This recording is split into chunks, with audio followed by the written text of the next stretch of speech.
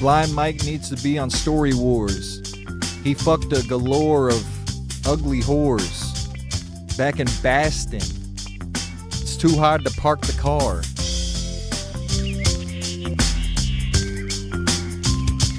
All right. Sorry, I feel like I kind of fumbled that. I really fumbled the Blind Mike topic. I got to speed this shit up. We're going to talk about Jews.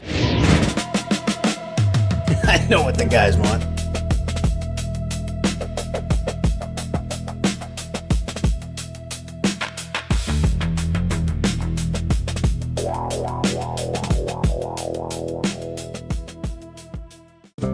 Sunday, woo, it's a blind night. Sunday, Who? Sunday, it's a blind night. Sunday, Why got me squeezy? it's a blind night. Sunday, Sunday,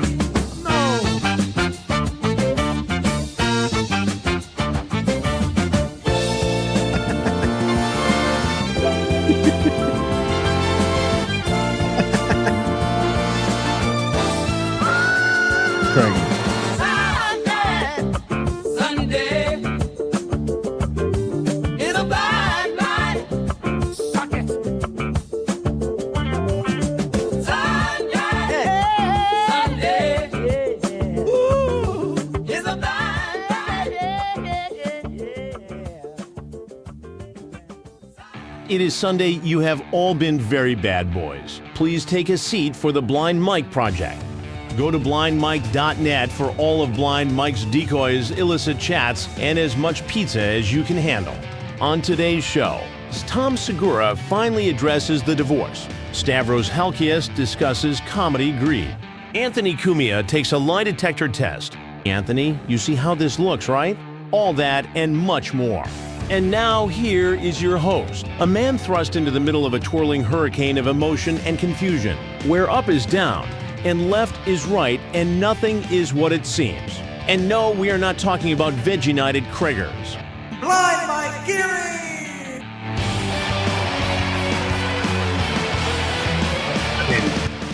Perfect intro to get today.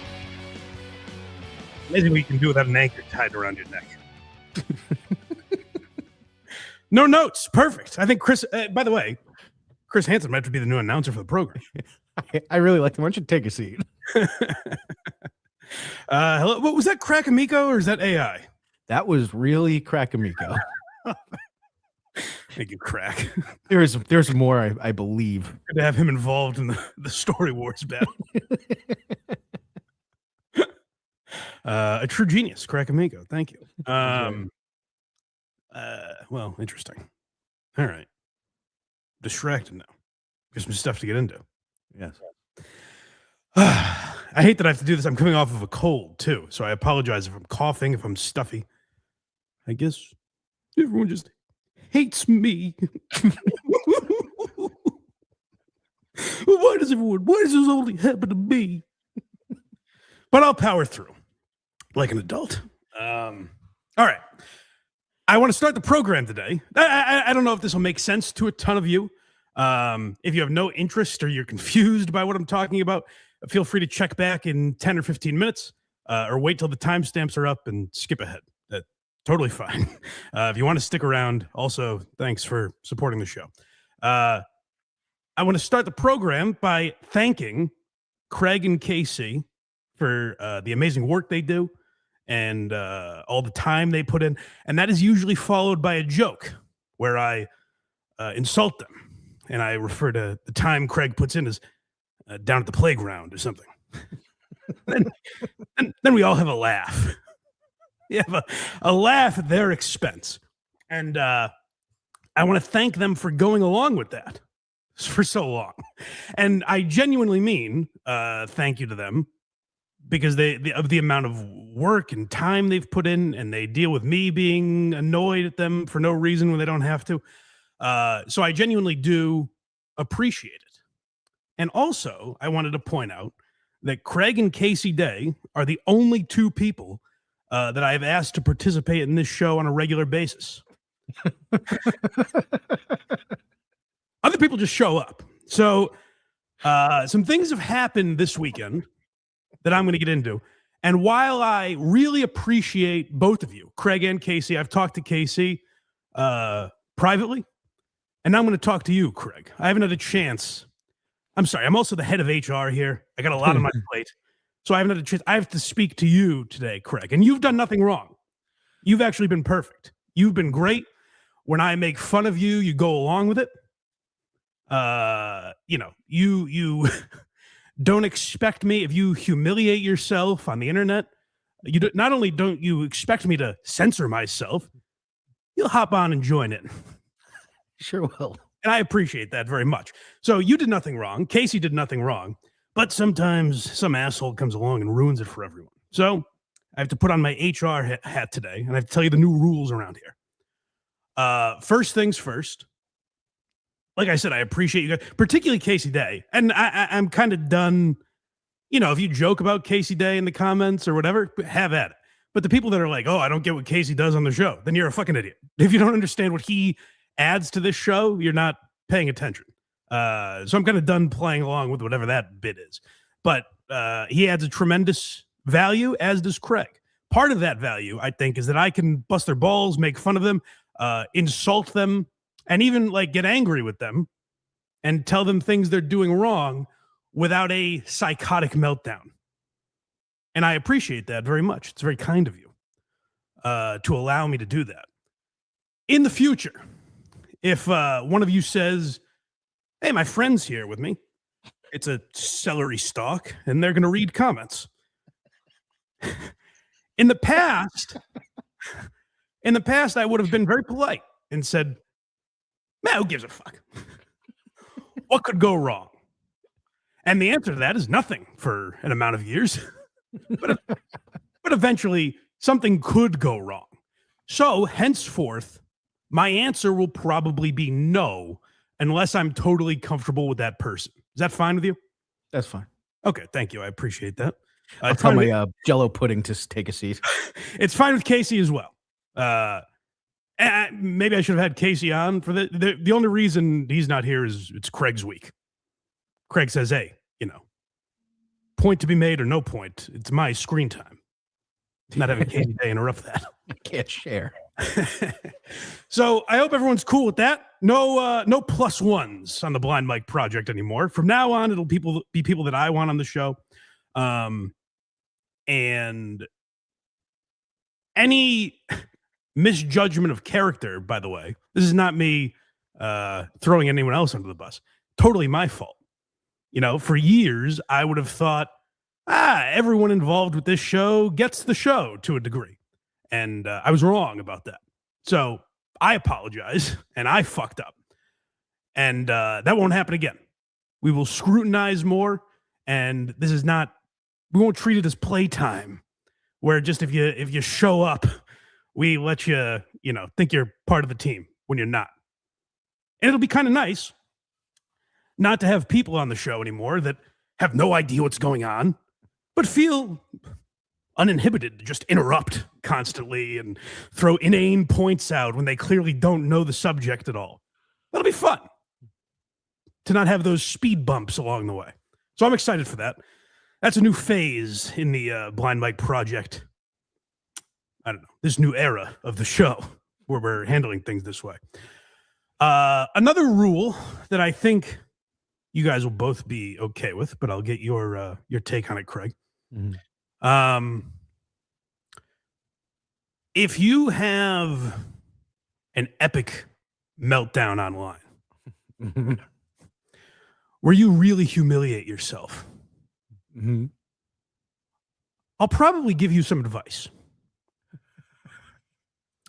But we're going to implement the rule of 3 here. All right? Yep. If I give you the same advice 3 times, and you essentially, through your actions, tell me to go fuck myself, we're done. Don't need it anymore. All right?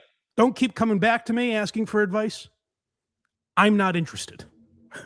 I'm not your therapist. I'm not a shoulder to cry on. I'm not even really a friend at that point. I take that back. Craig, for you and Casey, I am a friend. For other people to find themselves to be a friend of mine and lord that over my head, well, that's ridiculous.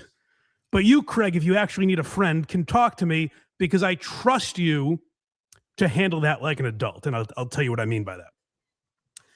If you're going through a difficult time and you're like, I'm like, hey, Craig, I'm going to, heard your French onion soup was a little watery, and I'm going to talk about it on the I'm going to talk about it on the show today. You fucking better not. If you go, hey, Mike, listen, that's my. Could we discuss this? Is there a way we could discuss this like adults? I really don't want people to know I made bad French onion soup. I would say, okay, Craig, that's interesting, and I would give you my counterpoints, and we could come to a, reasonable conclusion. Maybe I would talk about it. Maybe I wouldn't. Maybe you'd join me to talk about it. Maybe you'd sit it out. Whatever. But if you say, Mike, if you play that video of my French onion soup, we're no longer friends. Also, I'm on the horn with the suicide hotline. And you do that to me a half an hour before a show, I'm going to take that as, maybe threat is the wrong word. I'm going to take that as you weaponizing mental health against me because you know it's important. You know what I mean? Like if you go back to the first episode of this show, back to shows we've done on Patreon, back to even before that, probably. I've talked a lot about mental health. I've talked about my dealings with depression and anxiety and other issues that I've had. And what I've never done is kind of hint at the idea that my mental health is someone else's problem. And if they don't do what I say, drastic measures might be taken. Now, you can say maybe the literal language of that is murky. But I look at it as a threat. Does that make sense to you, Craig? If you say, hey, if you play that French onion soup video, well, I'm really not going to like it. Also, I'm on a bridge. Do you see how that could be a little threatening to me and cause me concern? The word we're looking for is a veiled threat. Yes, perfect. Thank you. That's a veiled threat. Yes. That's good. You seem to know your English. We might need that here, Craig. I might need a guy who knows definitions of things. That's going to come up in a second. Yeah. Another rule I have. I hope Casey's all right with this too. I think he's all right with the rules. I talked to him privately. He might be in the chat. Like, Casey, give me a thumbs up if you're okay on the rules. He might not be awake yet. It's all right if he's not. Well, I'll give him. I have a training video that I'll show him for all this. That would be very fun. It's hosted by Cardiff Electric. Yes. Oh, hey. I'm sure one of those will be made for tomorrow's BTH. Yes. So I hope that's all right. Also, Craig, and this one I worry about with you. Yeah. If I decide to play that French onion soup video, where you're like, I burned my French onion soup. Everyone hates my cooking. It's terrible. No one's going to eat it. To me, that seems like fodder for the show. I would say. It seems like something I would make fun of if anybody else did it, particularly if they had an association with the show. Yes. And I think particularly if you have been on a downward spiral for a month and I haven't said a fucking peep about it, I've just privately given you good advice that you've told me to go fuck myself through your actions. If you've done that, and then I go to pipe up once because I found a 40-second clip kind of funny, I would hope you would trust me to handle it with care. I would hope you would trust that I am not some vindictive guy who's going to try and ruin your life with that clip.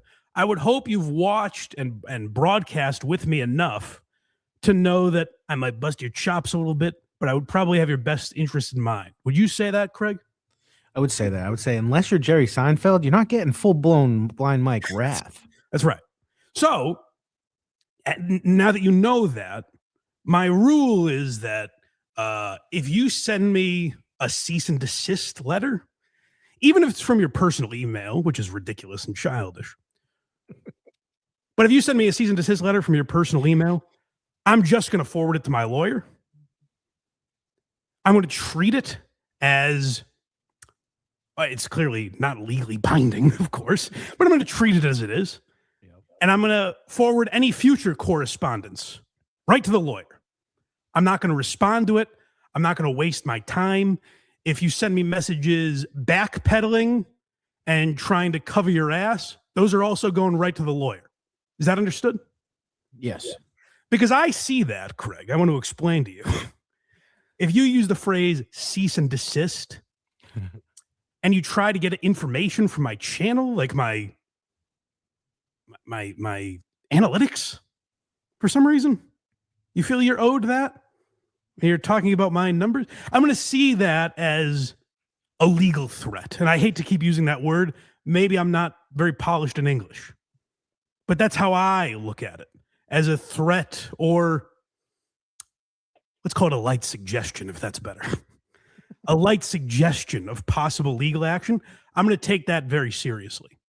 And all future correspondence will be forwarded to my lawyer, as will now, if you try to explain yourself again, or you blame me, or send another one of these messages where you call me the king of scum and the scum of the earth, and I have no morals, right to the lawyer. Okay? We're done at that point. I hope you understand that. It's a lot to take in, but I understand. Good. That's very adult of you. Not everyone is capable of that, Craig, so I appreciate that. Yeah. Casey also handled it very much like an adult. I keep saying Casey because I'm afraid people are going to think this is about Casey, and it's not. Casey, again, has been fucking awesome through all this. Mm-hmm. And I appreciate that very much, as well as all the work that he did. Go to HACKRIDEstudios.com. That's right. Trying to think what else here. Because it's complicated. Mental health is a complicated thing. Sometimes people ask you if they should do a podcast. And you say, I don't know if that's a good idea, but I'm going to talk about you on my podcast, probably. And they say, well, I'll kill myself. Sometimes people do that. I know. It's not funny, but yeah. It's weird. By the way, how did that phone call go? Seems like you had a lot of time for emails after that. You're on hold typing. Yeah. I'm talking about a hypothetical made-up person that I imagined in my mind. Right. I think that kind of covers everything except for two last things, I guess. I also want to address the idea of Dabbleverse Live and why people think maybe I'm kind of checked out of that show or don't have a full interest. It's because I think there are a lot of topics on that show that I actually kind of think are beneath both me and Carl. And by beneath, not like we're better than these people, but they aren't. There's no point in mocking them. Like when I see, Scarlett Hampton on some of these streams, I think, I feel bad. I say, that's a person having a very tough time. I don't want to talk. I'm not interested in talking about this. And I also worry that it's going to cause some of these people, because a trend with a lot of these people is that if you talk about them, they feel like now they're part of your life. And now they can attach themselves to you in a way that I am not comfortable with. So I imagine I'll probably get messages after this that I'm going to have to deal with. There might be some right now. Probably. And that fucking sucks. I hate that I'm at a point where I'm dealing with that, and I don't want to. So that's a struggle that I have with that show. Is it welcoming psychopaths into my life? Although I do have to say, so far, the only true psychopath I've dealt with as a result of that show, the call was coming from inside the house. Yeah. So again, my fault entirely. Yeah. No foresight, ironically, I guess. That's right. And I'd also like to thank all the supporters of this show who totally get the show. Guys like Box Eating Dad, Germ, Chef Lewis, all my guys. Obviously, this is not about them. They understand the show. Odds are it's not about any of it. If you're thinking, Mike, who's this rant about? You're not saying any names. It's not about those guys. It's not about Craig or Casey. Pick a name out of the chat, Craig, because I'm so confident that it's not someone in the chat right now. Pick a random name. Someone I've never heard before. Market Fresh. It's not about Market Fresh. Okay. Absolutely not. Market Fresh has never done anything like this to me. So again, odds are this rant is not about you. Yes. If you're listening to it, you think, hey, a lot of this feels like could be about me. I do that. I've been harassing people with cease and desist letters and asking for advice that I don't listen to, and I've been melting down online. Again, it's still probably not you. Odds are it's not you. But if it is, if you think it might be you, and you're like, oh, he's not using my name because I scared him. I scared him with my legal threats. You're incorrect. Reason I'm not using your name is because, as I see it, you're no longer a thought to me. When I am done with this rant here, we're done. As a big influence of mine would say, we're good. I think we're good. Calling in, I think we're good. Who could that be? We're done. Unless I see one of these videos where you feel the need to clarify. I'll be happy to respond to one of these dissertations where you're like, well, I caught him on a technicality here. I'll be happy to respond to one of those. Carl feels like I don't do enough prep for Dabbleverse Live. I'll give him a week off. I'd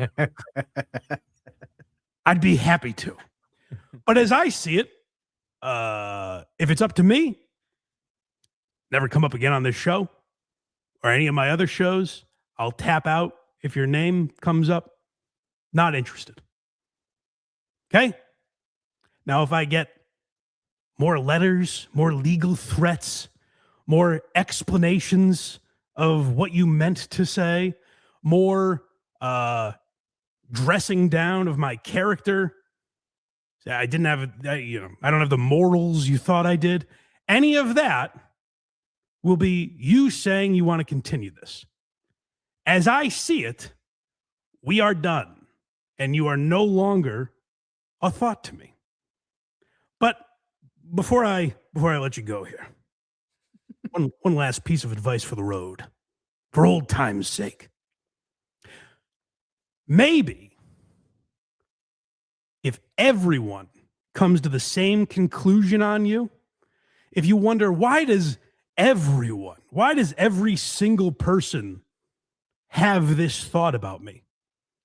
Maybe it's not a conspiracy. Maybe it's something you're doing to invoke that reaction. And maybe if your one goal is to so desperately have people stop laughing at you, stop giving them a reason. I think we can move on now. Well said. Thank you. You understand all that, Craig? I follow. Okay, good. Because that was to you. Basically, I'm gonna look inward and focus on making the best French onion soup I possibly can. Thank you. Because I said it was a little watery. It was. It's got to be a little thicker, a little more broth. That's what this was all about. Yeah. And then I'll send you a seasoning and desist, as someone said in the chat. Well, we've stumbled into our title already. Yes, we sure did. I already typed it out. Seasoning and desist. HACKRIDE, 27 days till duck football, baby. Oh, I was going to. That's what I meant to start with. That's how I was going to show I was on Casey's side by saying "Go Ducks." This is how loyal Casey Day is. This is an Oregon Ducks program. We'll say I Go don't have Ducks a, this season. I don't have a college team. I'll happily jump on the Ducks bandwagon. Hey, listen, I'll be wearing my Marcus Mariota jersey. I don't know who's a more relevant Oregon. Bo Nix. I'll go with Christian Gonzalez. Oh, damn it. It was right there. Yeah, it was right in front of your face. Should we get to some super chats? We got a ton. Oh, we do. Yes. Oh, am I at the top of Dabble Dashboard?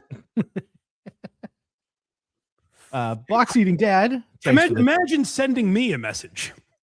I was at the top of Dabble Dashboard today. Ooh. Something I clearly care about if you pay attention. Box eating dad. Thanks for the tool. Can you believe it? That's all he said. Box Eating Dad sent me a very funny message. I'll tell you after. Remind me after. I'll tell you what it was. He's really good at those, sending funny messages. Right at the right time. Right as I was about to go on air. It's weird. Sometimes people can send you a message right before you go on air and you think, well, this has ruined my entire day. And sometimes people give you a laugh. Joe from Virginia, $4.99. I can't believe that Mike let himself get emotionally blackmailed. My DJE on Dabbleverse Live. I get it, but come on, for shame, Michael. # play the clip.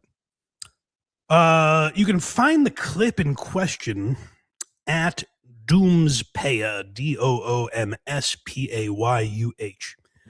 I don't know what, maybe that's an evil person. Maybe it's a great person. I have no idea who controls that account. They're certainly not an employee of mine, as some suggested. It's just an account that cuts clips. They'll probably have a clip of this show today, and maybe I won't like the title. Could you imagine? Terrible, terrible tragedy if I didn't like the title. But go check out Doomspayah. And you're correct, sir. I should not have allowed myself to be in that position. I felt bad. And I won't let that happen again. I apologize. Germ42, $5. Mike, you don't have to pretend to have a cold. It's okay to be emotional. These are very trying times. Craig, for the love of God, I need a new Very Good Chow. I do have a cold. Oh, can I tell you something about a Very Good Chow? Uh-oh. The skirt goes to the grocery store yesterday. She's starting to prepare a meal. I'm bringing cat litter into the back bathroom closet. And as I'm walking back, I hear, very good. Very good chow. She's singing it or it's playing? Oh, no. It's playing because someone wanted to make a soup. Ah, which one? The terrible French onion. Now I get it. Now I get it. Yeah. Back to a Benji, $9.99. Always like DJE on the show. She's acting crazy lately. Keep that shit away from Blind Mike Project. Keep up the good work, boys. Must listen every week. I don't know who you're referring to, but yeah. Thanks, Benji. Tiger Lily became a new YouTube member. Shout out Tiger Lily. Thank you very much, Tiger Lily. Chillino 67, $5. Mike, I looked into the eyes of my firstborn daughter today. Loser. That's one of the meaner blind jokes I've ever seen. Oh, I didn't even get that. That's what it was. I have to assume that's what that was. Jesus. I'll give him style points for not asking about how you know when you're done wiping or something. But my God, I didn't even get it. Well, no one's that mean. Certainly. Oh, yeah, why does everyone hate me? Now I'm gonna make my life about responding to that clip or that fucking super chat, and hope no one watches me do it. While I also hope everyone watches me and applauds me. Brando, $2. So you're saying you need a comment reader? Brando has a good voice. Yes, he is. Colostomy Stephen Craig, $4.99. What about bringing back the HACKRIDE Jerry Seinfeld games? I want to see where the Ray DeVito storyline goes. I may have misjudged HACKRIDE. I think the ban. I'm considering lifting the ban on HACKRIDE. Oh wow! I have an appreciation for loyalty now that I didn't a week ago. It's the best. Yeah. Mint Diggity, $5. I can read between the lines. You're talking about Craig, right? It was so obvious that Craig has psychotic meltdowns. I thought I was very clear that yes, I was talking about Craig. Principled uncertainty, £5. To sum it up, come on back, DJ Electra. Everything is forgiven. Furious Flower, £5. On behalf of women who are fans of you and this show, Mike, I have to emphasize she is not us. Who could Thank that be? I don't know who you're talking about, but thank you. Joe from Virginia, $2. Spoke too soon with my super chat. My bad, Michael. It's all right, buddy. Probable cause 91, £2. Man, Mike really hates Craig's French onion soup. Well, listen, some things rile me up. It's rare that you get that type of reaction from me, but you know, you give my beloved a bad French onion soup recipe, and you're gonna have hell to pay. We all know it was great. It was. Go verygoodshow.org. Go watch Very Good Show. Make the French onion soup for yourself. See if I'm right about it. Like I might send Mike a cease and desist letter. This is pretty good. A what? A seasoning, a seasoned seasoning and desist. Chillino, $2. Imagine being blind and a woman. Was that me? I don't know. I guess I'm a lady. Last dabbler standing, $2. This is a cease and desist in case it's about me. I won't say. You know what? I will. You're off the hook. Don't worry. You'll be right. Brando, $2. Here's a few bucks to keep the lawyer on retainer. Thank you. Appreciate that. Diana Skians, $7.12, $2. Is this because I bullied Mike about his robe? It's a lot of things. You did a robe show? He is us. It's all of you. No. We talked about the robe a lot on BTH. We used to do robe shows back in the day. It's funny you say that, Craig. Just this week, someone went to the archives and found an old episode where I wore the robe. But it was my old robe. And they criticized it. They said, "This is the robe you're talking about?" And I said, I had to say, no, it's not. No. This is before I had a house and a pool and a staff working there. That's right. The robe was upgraded as well. Principal uncertainty, £2. What if we bring a collective class action? That'll be tough for me. Almost done here. Craig's Predilicans, $2. What the hell did Dave Cullinane do? It's not about Cullinane either. He's a good man. Bonkers Feline Sheila, $5. I heard several clips on the matter, and to me, it looked like you were diplomatic and took the high road. I bet you regret that now. Love you all. I do very much. Yes. Yes. The low road. Ooh, the traffic is so much better down there. People are zipping by. Shit show, $2. Very special blind Mike. Thank you. Labyrinth Mystic became a YouTube member. Thank you. Shout out Labyrinth Mystic. Yes, thank you, Labyrinth Mystic. Backdoor Benji, $9.99. Your tease on Patreon worked. Take my super chats. Well done, Mike. Thank you, buddy. And lastly, Brando gifted one Blind Mike Project membership. Thank you, guys. If you're a member, check out. I highly recommend getting rave reviews. I'm having a tough time with this, Craig. Give me your YouTube expertise here. So people should check out us watching, you, me, and Vinny Paulino. Yeah. We watched the Mike Klum documentary. Oh, boy, did we. On EDP 445. Yes. This is a little unfair. Some people have messaged me and been like, "Oh, Mike, best thing you've ever done." I've seen that. No thanks to us. No. That is all the work of Mike Klum and the work of EDP. Yeah, it was basically us going, holy shit, that guy's naked. Wow, that was strange. It was us going, "Can you believe this, folks?" And they're like, great work, guys. So I appreciate the accolades, but go watch Mike Klum and his documentary, The Sick Mind of EDP 445. If I make that next week's episode, because I don't think I'm going to be here on Sunday, will people be able to watch it? Probably for a little bit.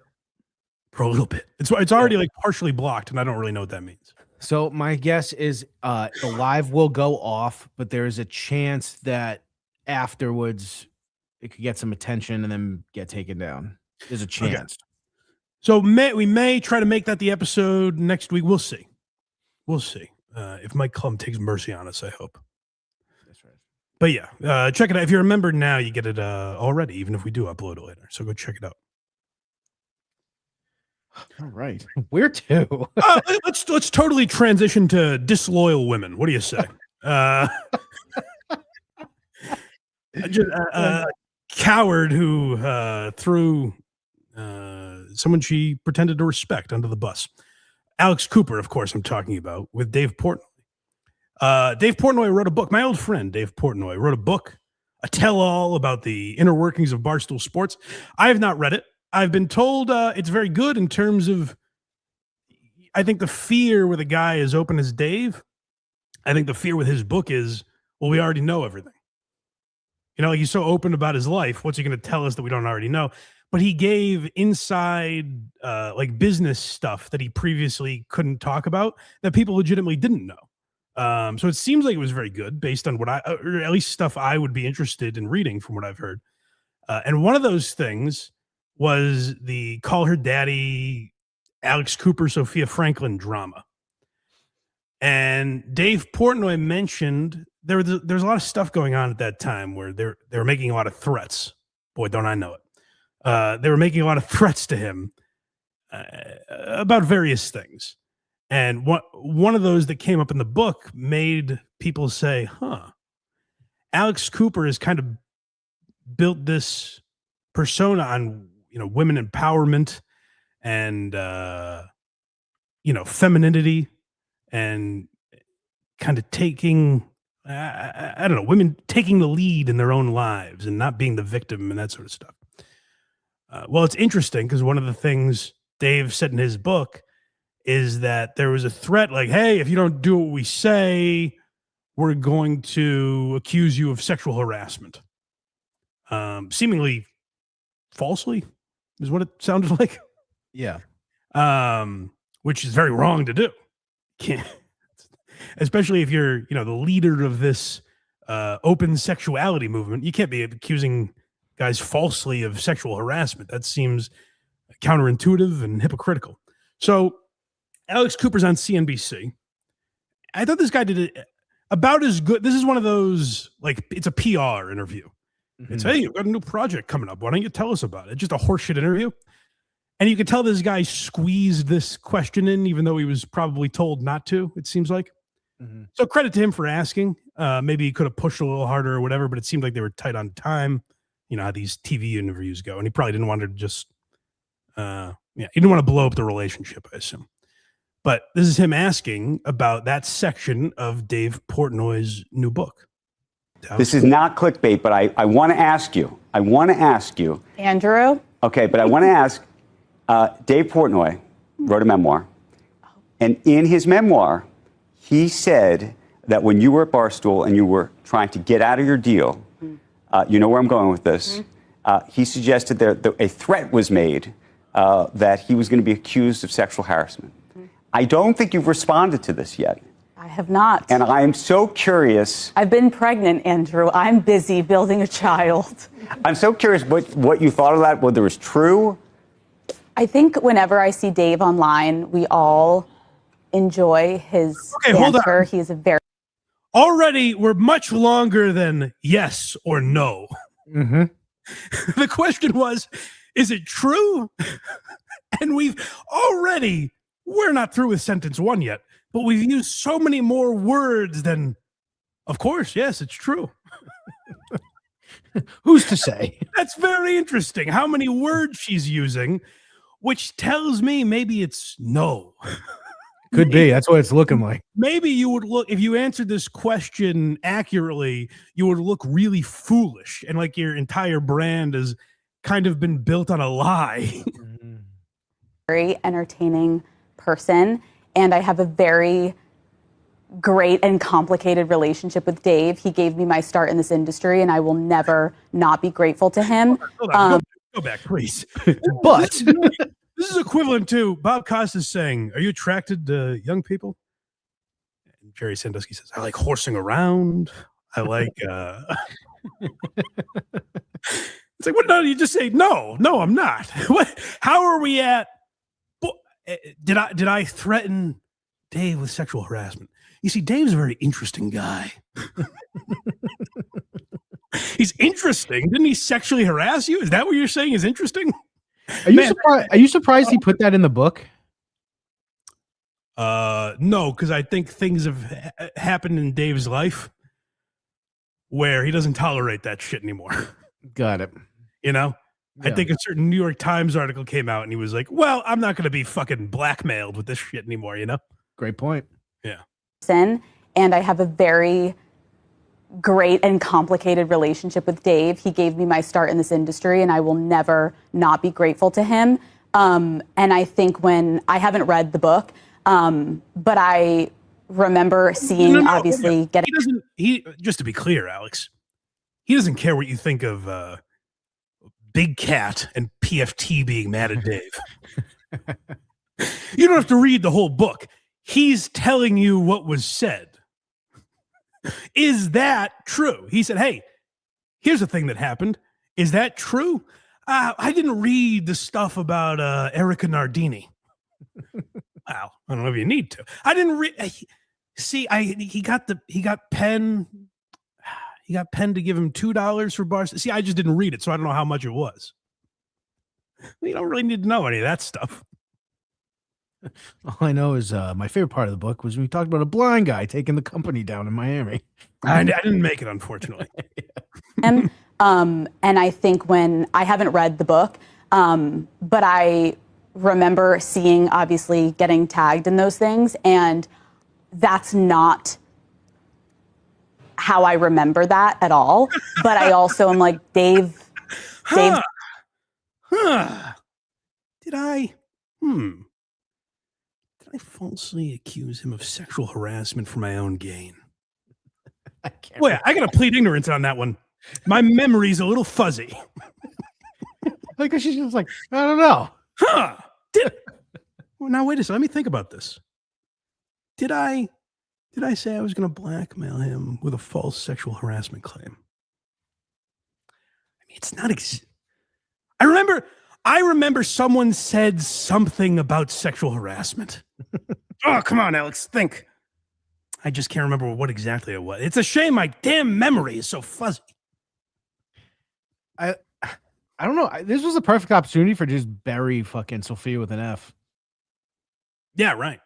Although I think she's so distant from her that she doesn't even want to acknowledge she exists. She's terrible. Sophia? Yeah. I don't know a lot about it, what she's up to. Her show is just real bad. She's still doing it? I think so. Well, good for her, I guess. He's got his version, I've got my version, and we're all good. Yeah, what's your version? He thinks I was threatening sexual assault, and all I did was say, no thanks. No. The question was, yes, you're correct, Alex. It's very good. He has his version. You have your version. Here's his version printed in a book. Why don't you enlighten us? What's your version? I feel like the more you avoid it, the more I'm going to believe that actually happened. This is where, I think Dave goes on CNBC, or maybe he goes on Fox Business. Maybe I'm wrong. Maybe he doesn't go on CNBC anymore. I think this guy likes Dave, kind of, because you can tell he's in a position where he probably can't push back too hard, but he wants to. Listen to his response where he's like, it's not exactly an answer. You want to tell us your version? No. I am in my mother era. I'm no drama right now, Andrew. We're here to talk business. Oh, damn. Boy, what bad luck for Portnoy. I know. What terrible luck that your drama era occurred when he was going through contract negotiations with you. Oh, that would have been so fucking awesome for Dave. And listen, Dave's not a big fan of mine. I still will defend the man to the death if he's right. I feel bad for him because I just think I wish those contract negotiations were when she was in her mother era. He might have saved a few bucks. That's true. Boy, that's a goddamn shame. This is the most blatant, like, Yes, that's correct. I've ever seen in my life. Yeah, I did it. Is that what you want me to say? Yeah. I said, I'll tell people you grabbed my ass if you don't give me $4 million a year. And now she's worth $500 million. She sure is, but it is. Listen, there are two sides to every story. No, we know one of the sides. Yeah, but I'm just in my mother era. And you know mothers, they never answer for false sexual harassment stories. That's the code of motherhood. Mother era. I'm no drama right now, Andrew. We're here to talk business. This is business. This is a business. That's a business topic. Finally, before we go. It's business. You dumb bitch. He almost lost his mind. It's a business. It's a business story. Can I hear that again? Oh shit! Hold on. Yeah, we cut it off right before she was like, "Everybody hates me." Now, Alex wouldn't do that. Alex is actually a human being. She has her flaws, but Jesus, she wouldn't reduce herself to that. But I like this guy being like, I don't think there is a more business story. You were going through a contract negotiation, and you used blackmail as a tactic. What channel should this be on? ESPN? What channel do you think this question should be on? Hey, mother era. I'm no drama right now, Andrew. We're here to talk business. This is business. This is a business. That's a business topic. Finally, before we go. That was at her publicist gave him a talking to before the show, and he's like, "I'm asking business." I like when his voice goes up. Well, because I think their evaluation was like right after this. This is business. Yeah, she was valued at like $500 million or something, which is pretty. I mean, good for her. That's crazy. Yeah. But it's just like, listen, Andrew, save that kind of stuff for the Food Network. Save those kind of questions for Nickelodeon. What channel should that be on? If not CNBC. Hey, blackmail the guy as a negotiation tactic. Sounds like Nick at Night to me. Yeah, so Alex Cooper, they're very funny. So, but yes, basically, Alex Cooper admits to what Dave Portnoy accused her of. Where would you like to go next? You want to talk a little protect our parks real quick? We can do protect our parks real quick.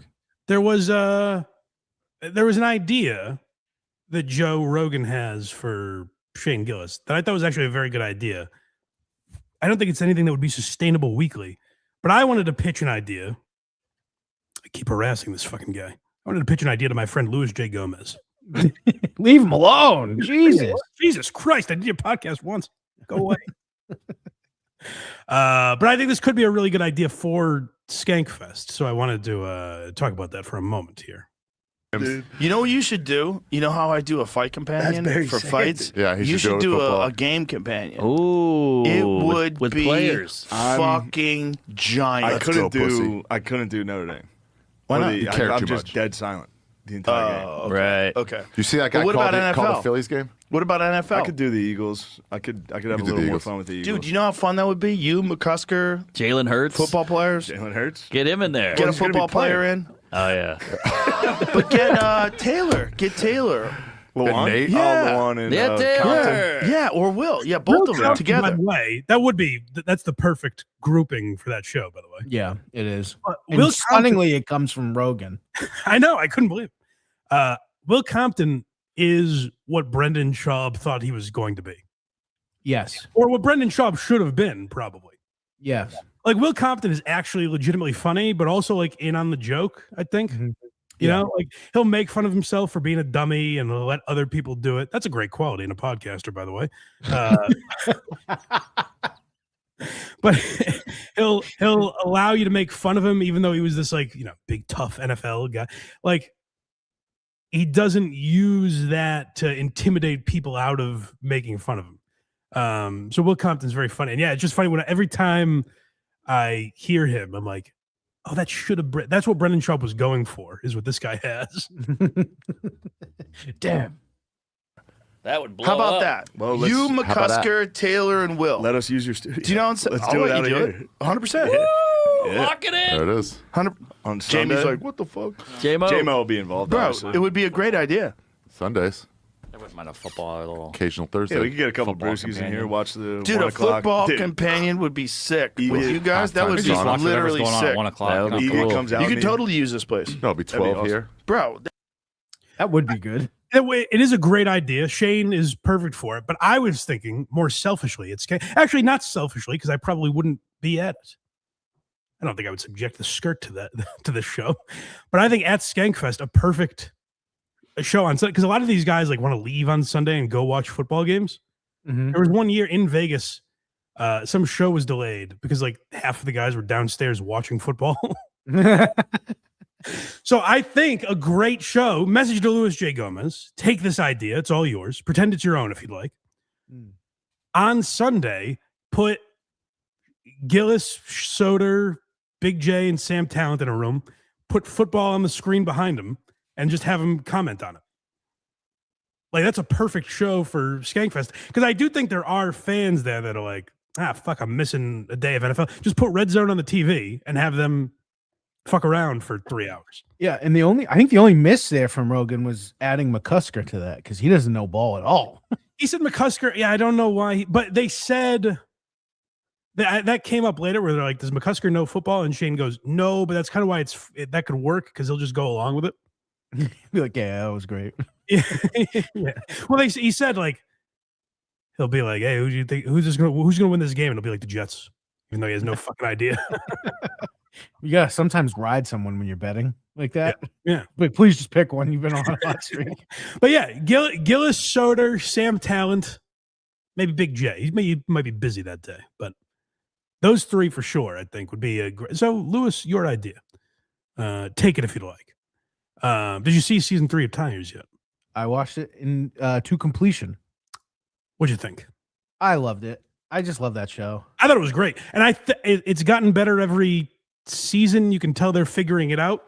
I think season 1 was like, hey, this is cool. These guys put this together, you know? Yeah.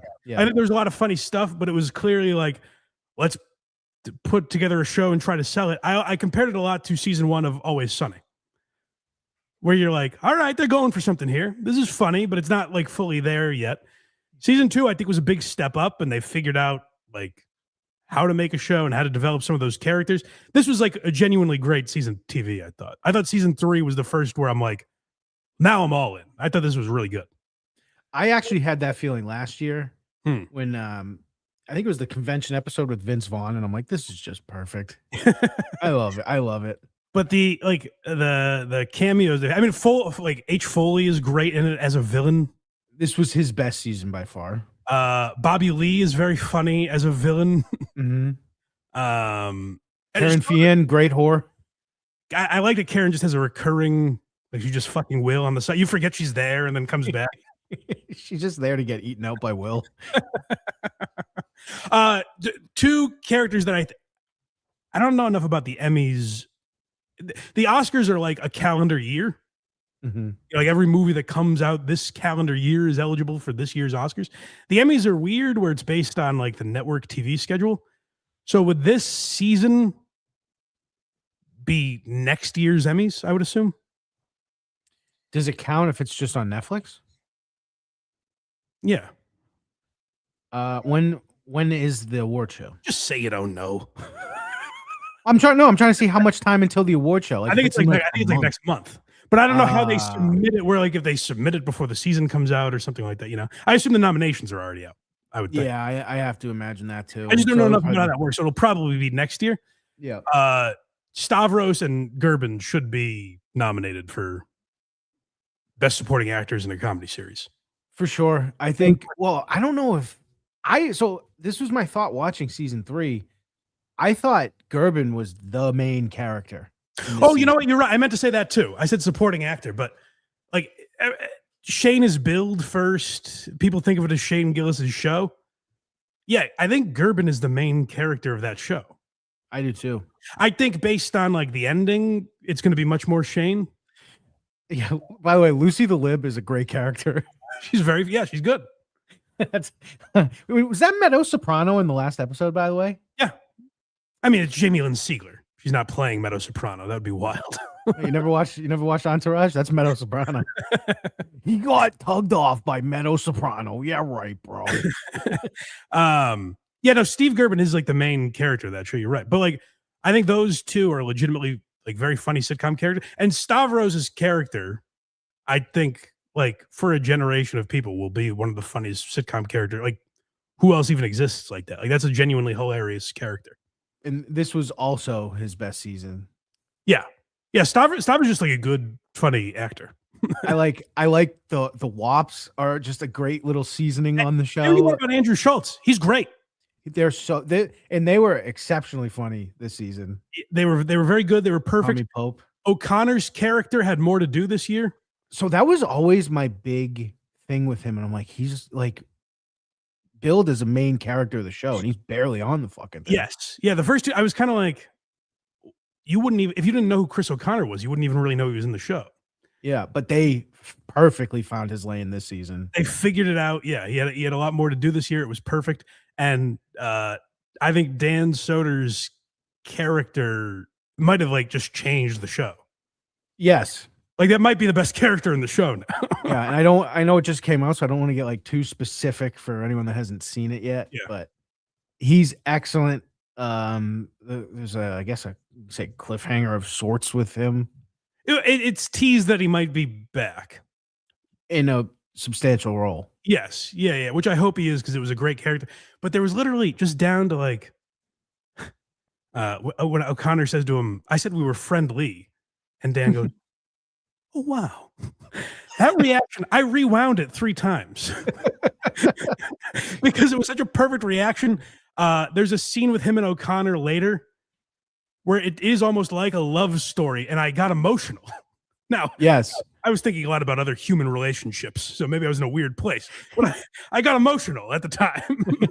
You shouldn't open the trunk, Cal.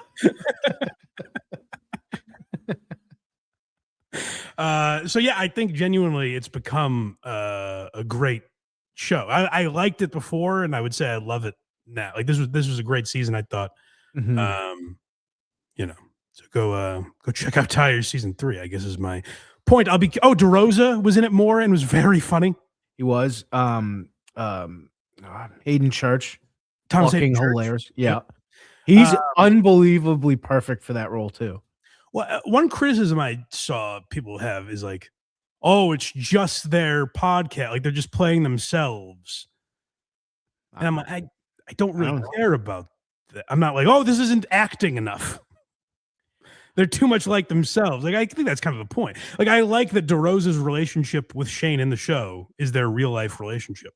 His relationship with Gerben is their real life relationship. The only thing I think they truly pull from their podcast is Gerben being a pervert. their relationships. Yeah. Kyla's perfect. And I think better, like has more of a purpose this season. So also. she had an episode where her and Cal went out. You know what I'm talking about? Yep. Where like they finally just like did something of substance with her, and she was awesome. I was like, that might be like an Emmy. That particular episode might. Yeah. Like she's actually an actress in this. Yeah, and it was great, and the storylines were great. I don't know. I really loved this season. Was that Billy McCusker in that one episode with the secret shopper? Am I crazy? I'd have to go back. Oh, sitting in the when he's like no, that I think that was the woodpile. Who's the fucking woodpile? Brian Six? Yeah. No, probably wouldn't be him. Okay. The other one. The Woodman, whatever his fucking name is. I don't know. Just say you don't know. No, but I think that's who it is. But because he was in the original pilot of Tires, doing the same thing. Oh, I thought so, but then I was like, maybe this is a different guy. Because why would they use the same guy twice? Okay, I will say old YouTube ones. Some of the cameos are probably lost on me because I'm just going by voice 99% of the time. Yeah. Or I guess 100% of the time. I don't know why I couched it. Up, everyone got him. This is the Thank you. 1% of the time my eyes are working. Oh, someone said it was 6. It was 6. Okay, yeah, I thought so. I thought there was I something didn't with think him. so, you know. I thought there was something with him where he kind of. I know he's Kyla's. No, Shane's husband. always had his back with that. All right, well, that's good. Yeah. Yeah. But yeah, Loyalty, the theme of the show. that's right. And the other thing, like protect our parks, I saw people making a big deal, like Shane challenges Rogan. To me, like the people that get mad at Rogan's politics or whatever, like here's what Rogan is at this point. He's every guy in my family, every older male in my family, where they're like, hey, this is how it is. And you're like, okay. And then once in a while, like 3 years later, you're like, nah, shit, they were right about that. Mm-hmm. You know what I mean? Like, I don't know why people take it so seriously, but like, they're like, oh, Shane challenges Rogan finally. And it's like, no, they were having a conversation the way like friends do. Like, it didn't seem like that big a deal to me, but. Right. Anyways, that's my thoughts on all of that. We got some super chats here. Let's hear. Labyrinth Mystic, $5. Let me know if Melton gives you any guff about Doom as a mirror. I heard about this. You said it first 23 months ago. 20 memberships on me if he breaks his promise. I said, oh, Melton. I took that from Melton. I think he said you said it 20 months ago. Oh, I don't know. Regardless, it was accurate. Well, I'm at war with Patrick Melton. Yes. And I got news for you, pal. If I make this song about you, you're going to be in trouble. I was thinking, tell me how you think this is, Craig. Mm-hmm. Fucking hello. Fuck Patrick Melton. Patrick Melton fucking sucks. That'll have him eating his words. So it sounds like Patrick. Yeah, Patrick's like stinky, like pooey butt. Yeah. Oh my God, why aren't people praising this? Why aren't people calling me a genius? So Haiti gifted 1 Blind Mike Project membership. Oh, thank you, buddy. That's very kind of you. BTH tomorrow night for members. Check the posts tab for the link.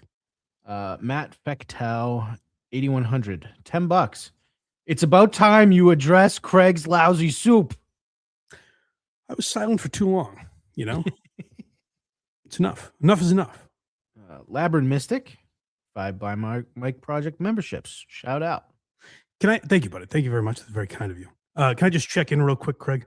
We're making some jokes about your soup. Is that all right? Yeah, it's fine for now. Okay. Thank you. I just want to make sure. I want to do a quick check-in. I got something in the drafts coming your way after the show, but oh God. Colostomy Stephen Craig, member for 5 months, walking on electric shells.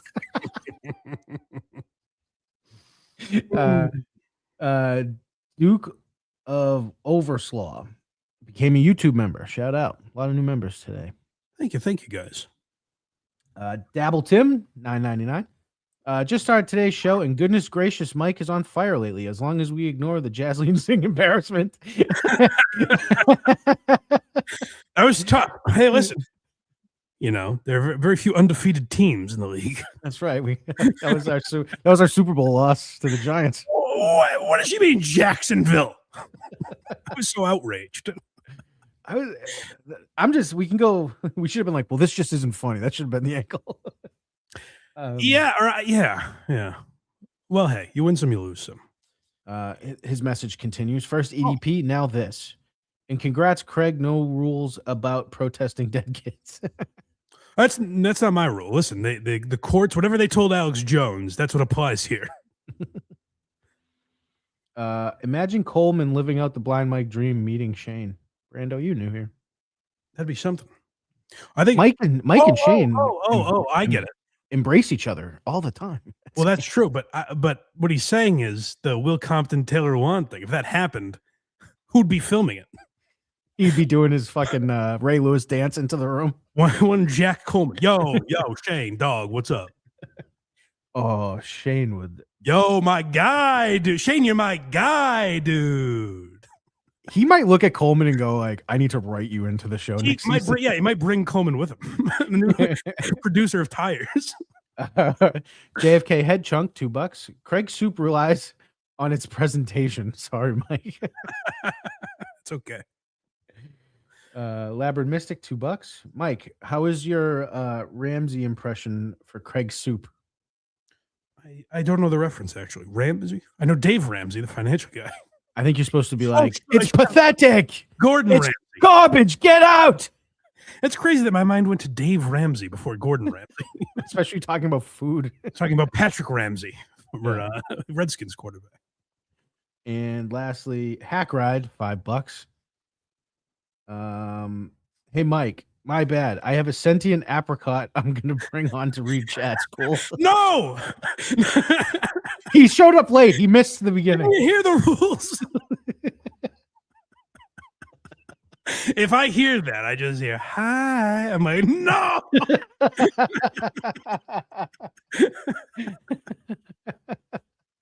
Okay, HACKRIDE and Casey Day, good eggs, part of the family. Yep. All right.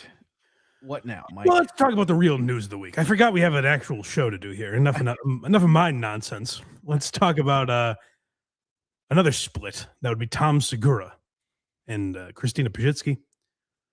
Craig, we did full coverage of Christina P's address. Yep. A week or two ago, whenever it was. And she did outstanding. She did. We had no notes for her. We said this was the perfect way to handle it. It might actually bring people back to the podcast when she's hosting. Like, I think people are really going to rally around and support her. She opened her heart and let us in. It was really a beautiful address. She had a great guest host with her that didn't get in the way. This was not that. Although I like Ryan Sickler, I don't think Sickler was a terrible choice, actually. And I'll explain why as we go along. You don't think having someone that does like Burt Laugh light during this was a problem? Light. I would say Burt Laugh heavy. I think his laugh is even worse than Burt's. It might be. But listen, people can't control their laughs. You know, I'm not gonna blame them for that. People say I've got an annoying laugh. Well, some people miss a laugh that'll never be heard on this show again. So we're not going to get into laughs here. What we're going to get into is the angry, miserable way this is being addressed. Also, paired with the news, by the way, I saw TMZ reported, and, you know, TMZ is not always accurate, but so far, I guess they've been right about this story. TMZ reported that Christina P. is the one who filed for the divorce. That's not surprising. No, it isn't, although I did kind of think maybe it was Tom's idea, you know? Yeah. I thought maybe Tom was the one who didn't want to be married anymore, but that'll lend to, if we were a show that overanalyzed, which have proven we're not. Absolutely. But if we were, we might say stuff like, oh, maybe Tom did something to inspire that. Mm-hmm. Mm-hmm. But yeah, interesting that she filed for the divorce. Those documents were sealed, I guess, which I think is pretty common, probably. Yeah, but that's just gonna let people go like, what is there, like photos of her with black eyes and shit? Sure, but it's also, first of all, probably not, but also like none of our business, you know? Correct. I always think, you know, divorce shit should not be for public consumption. I would agree. But there is part of it that naturally will be when you and your wife do a podcast together and have made your marriage kind of the centerpiece of your business. So let's hear how Tom Segura handles the divorce after Christina P. did it so gracefully, so beautifully a week prior. Let's see how old Tommy Buns handles it. Right. We are back, and this is my first podcast here in a while. I know that week prior, I think, yeah, it was, but I think it was probably recorded like months ago. Yeah, but to us, true. It's not like, where you been? And he did, by the way, he did Two Bears 2 days earlier. So it would have been so fucking funny. He didn't address it on that. No, they did a very weird thing where Bert goes, Tom, we've got to address the controversy. What did you think of the Odyssey? And just like, it just sat there like, oh, okay. It's great. And they movie. never brought it up again. Yeah.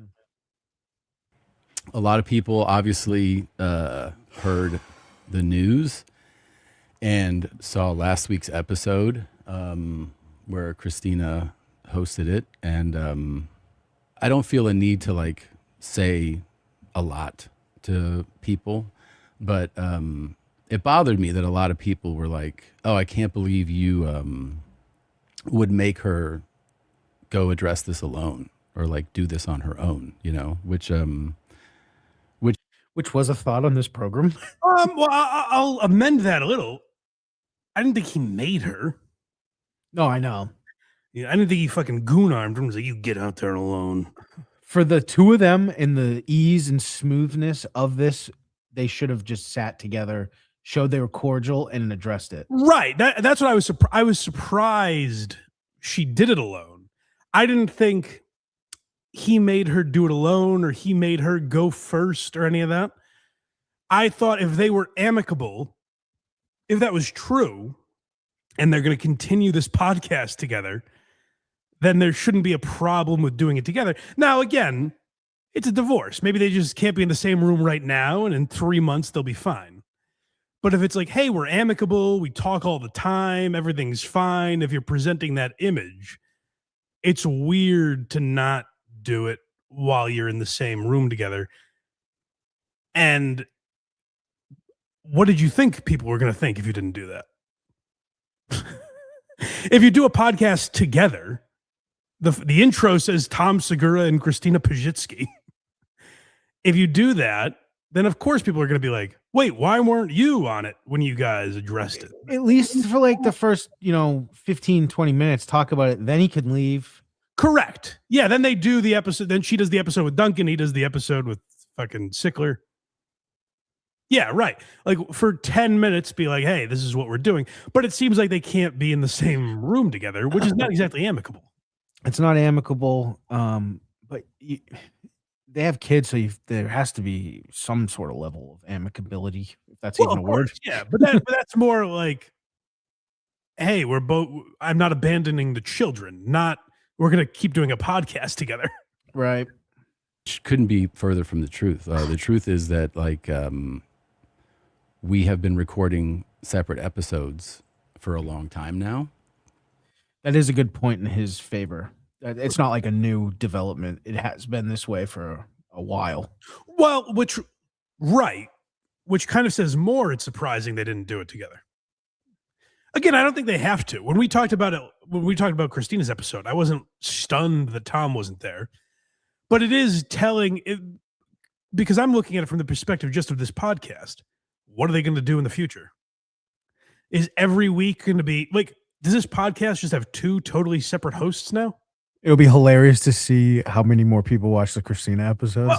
Well, that's what I mean, is because now you're putting yourself, it's not Team Tom versus Team Christina. Well, you're putting yourselves in a position where it literally will be. Yeah.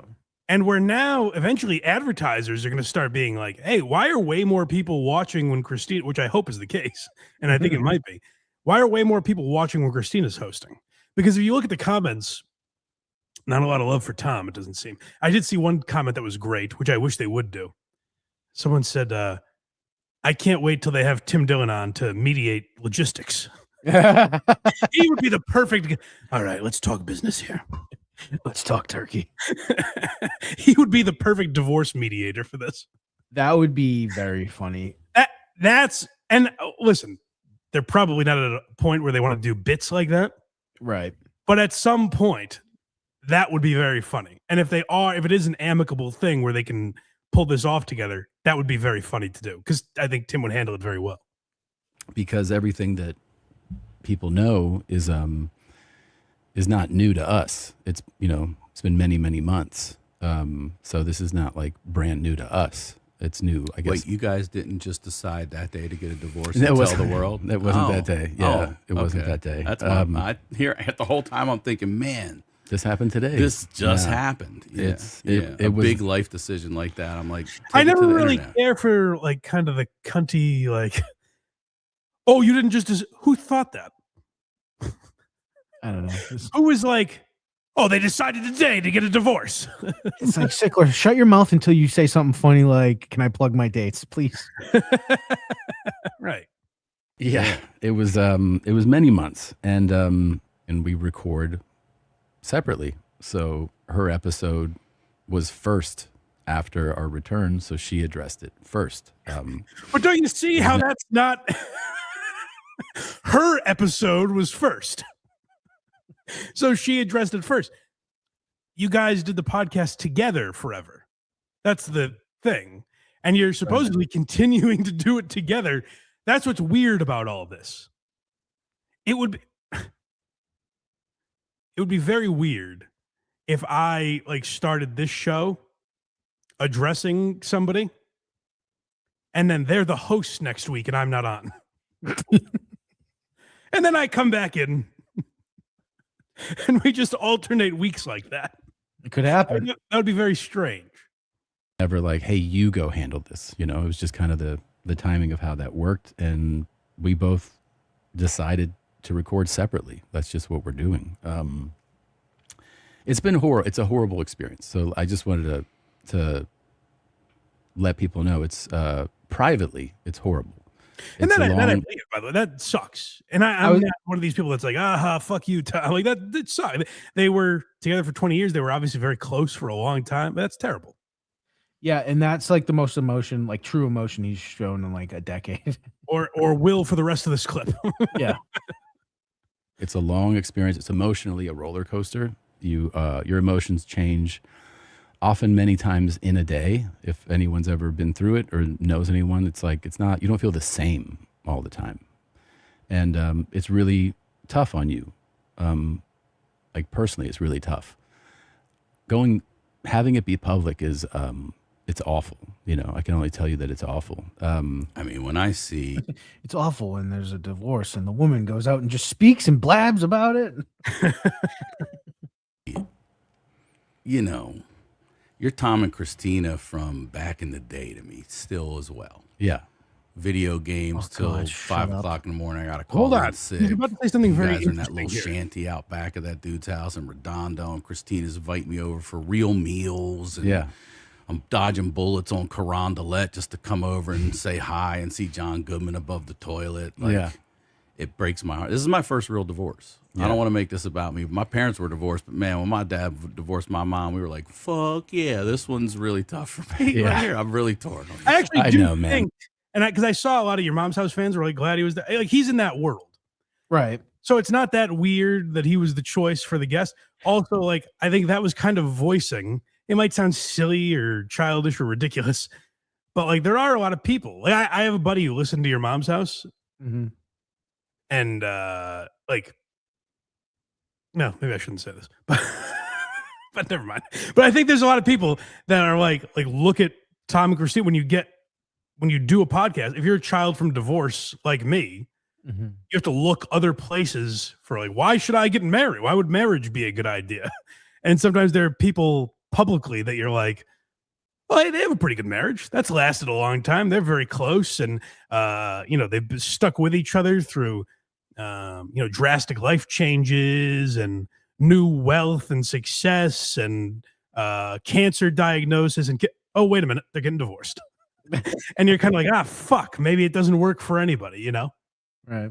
And so I saw a lot of fans kind of voicing that, and Sickler is doing that here, which I don't think is a bad thing. So this part I don't have a problem with. It's just like, let Tom speak till he stops. Correct. Yeah, we don't need to hear from you right now. So wait for. But I think the reason he jams it in now is, as we're going to see, Tom's cut this off pretty quickly. It's tough here. It's been tough. It's been really tough. And to see it on TMZ, it's terrible. And man. they keep using fat pictures of you on purpose. Holy fuck! Which I do kind of like.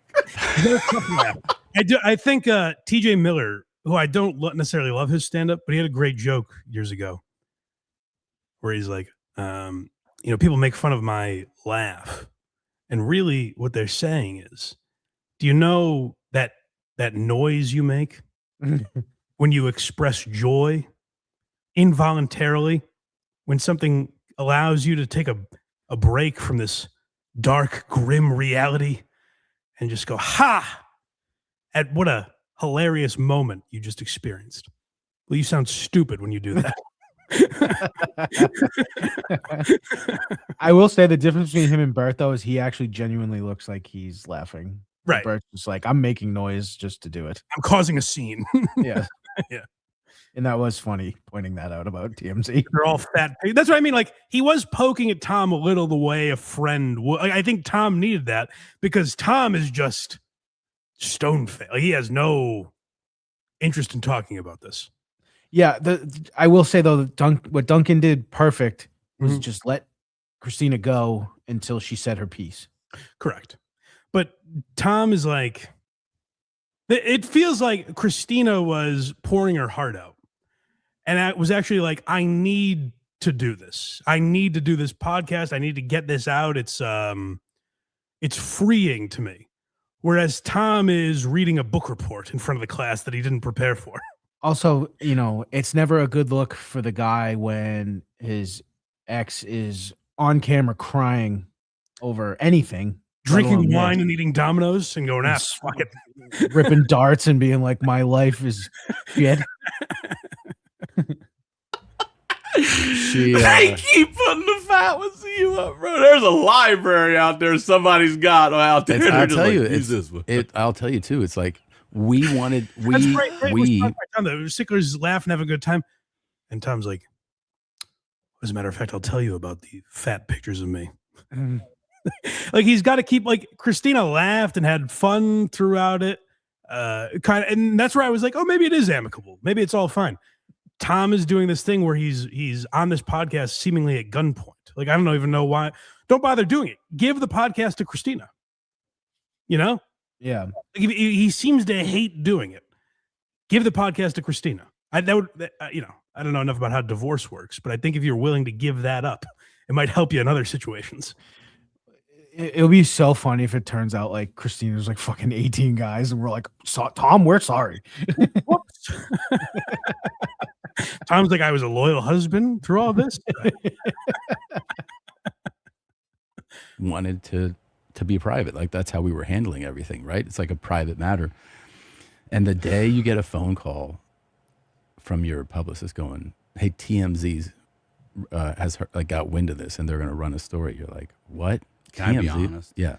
I was hoping you guys did that old who's the rat in the bunch trick where you told everyone, your people in your inner circle, you were getting a divorce and you really weren't. And then it went to TMZ and you'd be able to figure out who popular theory.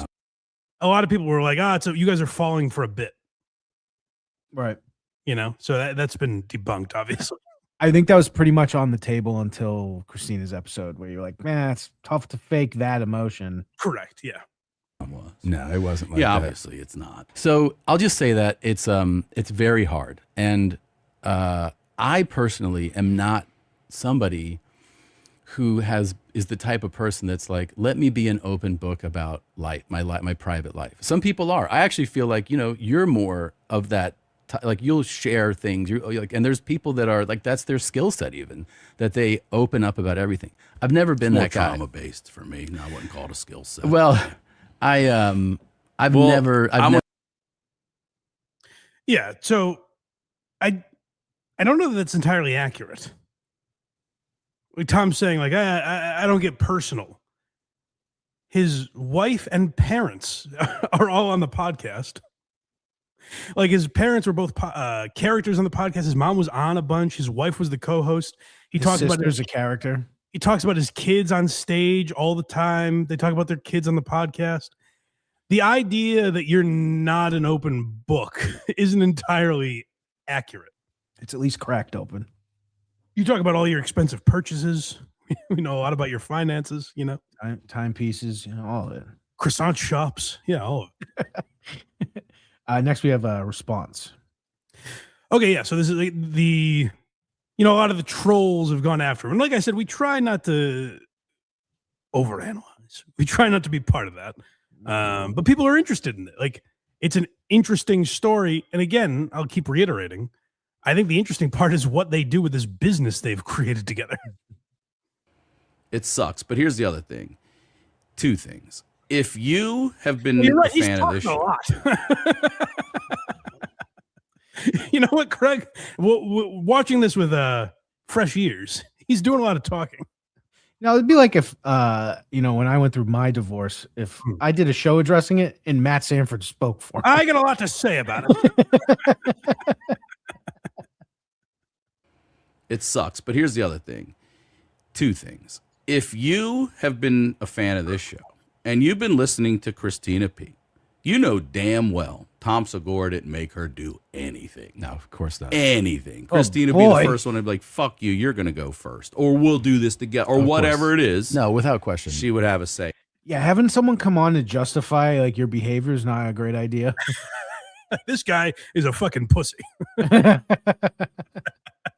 This the guy other- has been whipped for many years. She wore the pants, and I'll tell you this. And they were high and tight.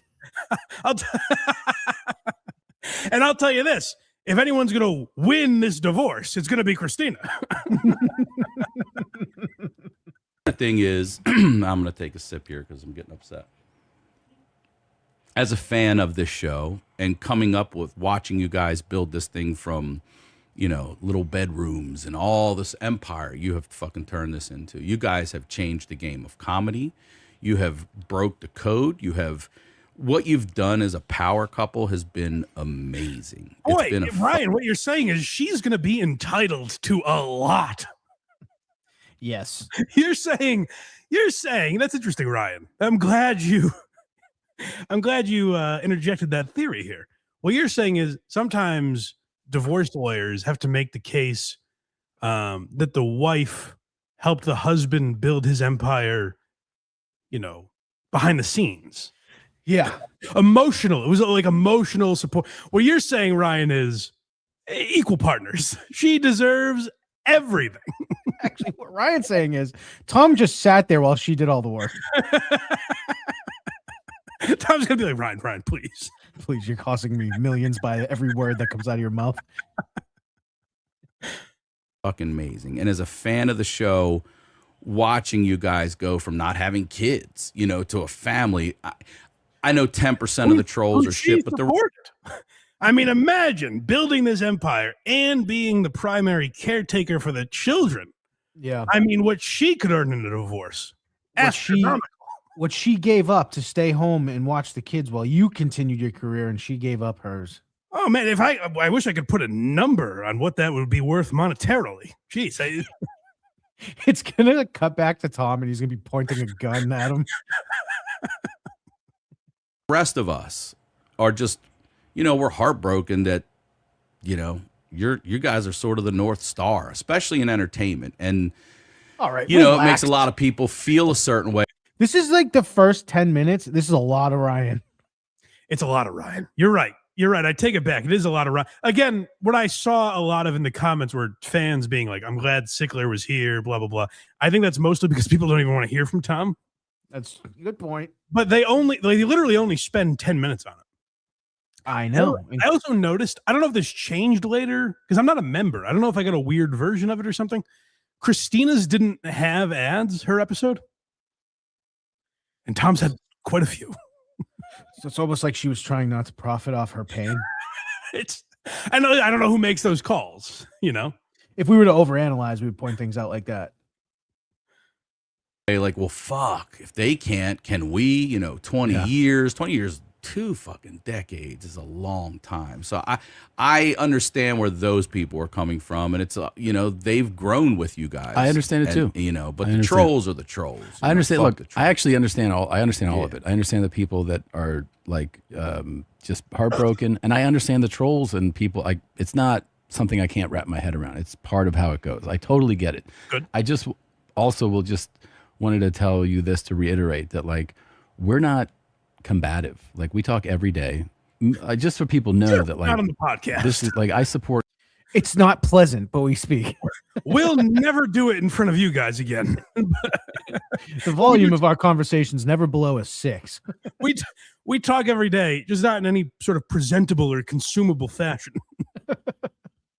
Christina in everything she does. She supports me, and our focus, as you would imagine, is just on our children. And, you know, we're just trying to provide the best life we can for them, and we're trying to take care of them. And I personally, you know, you're not going to see me doing interviews or podcasts or press about this. This for me is like, again, what are we watching? Well, no, he's saying after this. Oh, okay. He's saying like we're like I want to address it here. You know, a lot of people say that, and I think it's a good strategy. You address it at the beginning of your show, and then you're done. You don't want to fucking deal with that again because it's, you know, beneath you. Annoying. This is me addressing what it is and how it's been, and it's been terrible.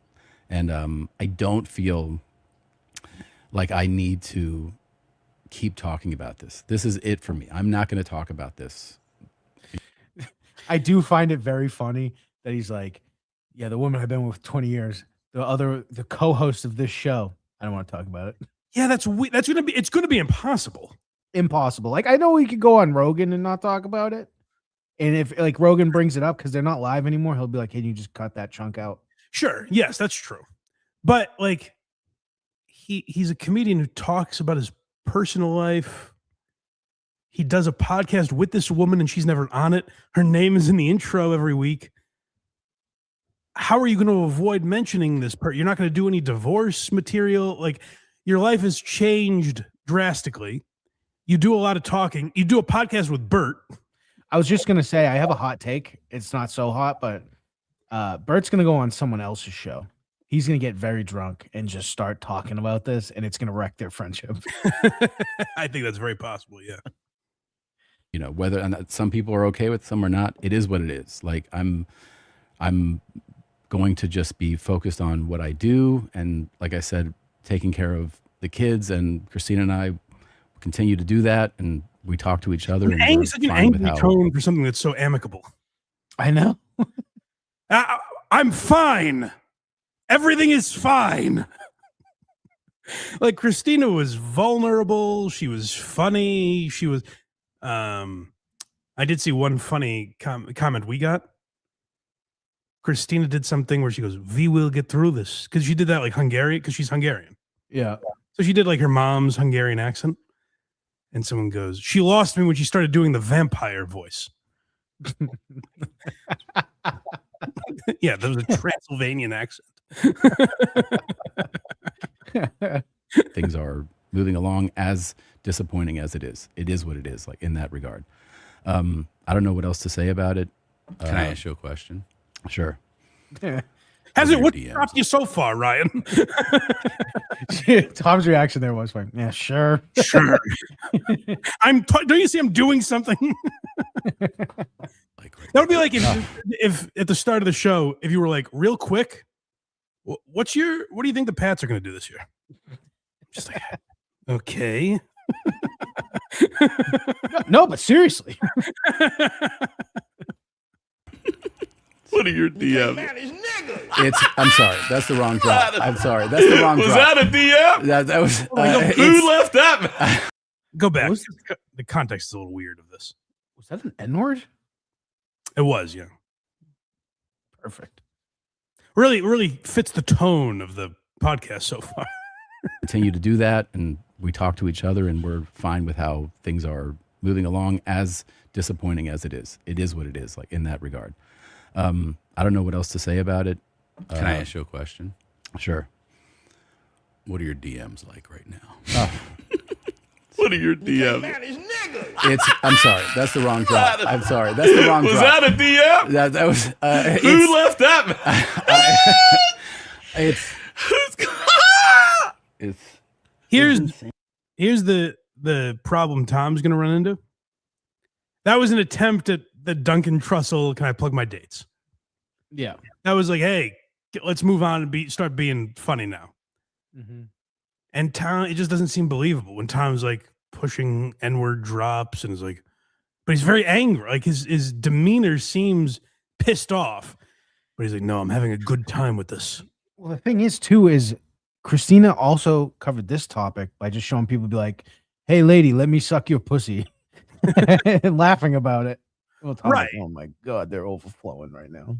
Well, he says it's a lot of gay messages. I guess that was his big joke. He's like, oh, it's all guys. Haha. But it's like you're ripping off your own podcast every week. That's what they did.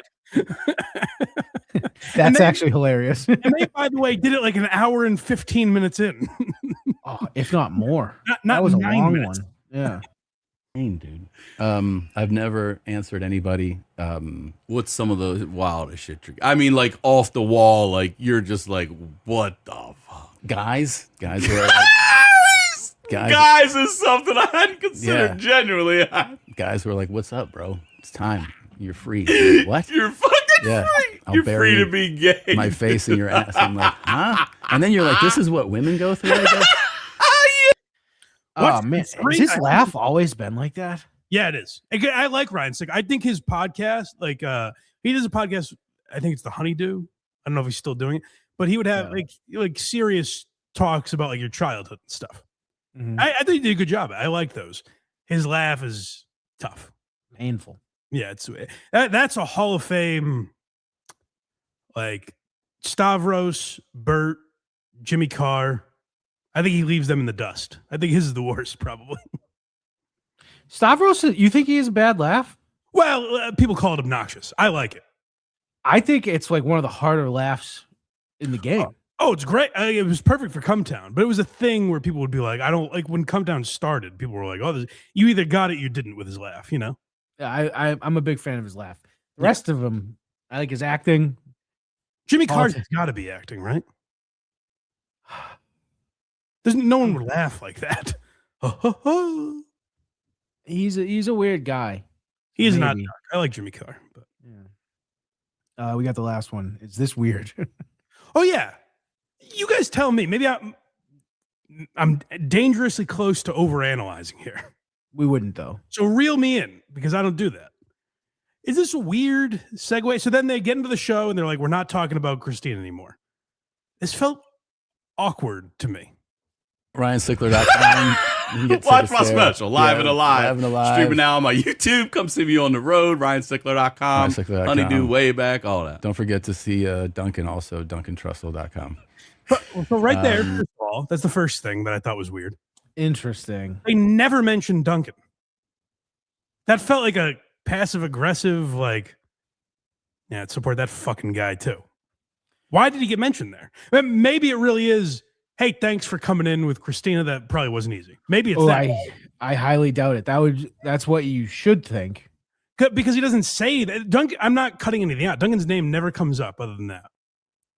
And maybe that was because they're plugging their dates. It was a reference to his joke. Oh, yeah, you're probably right. Okay, we'll go into that assumption. So we'll say that's not weird then. I don't know, man. That's kind of a weird thing to bring up, though. I found it weirdly passive-aggressive. And then I find this also a little passive-aggressive when they play the intro. Okay.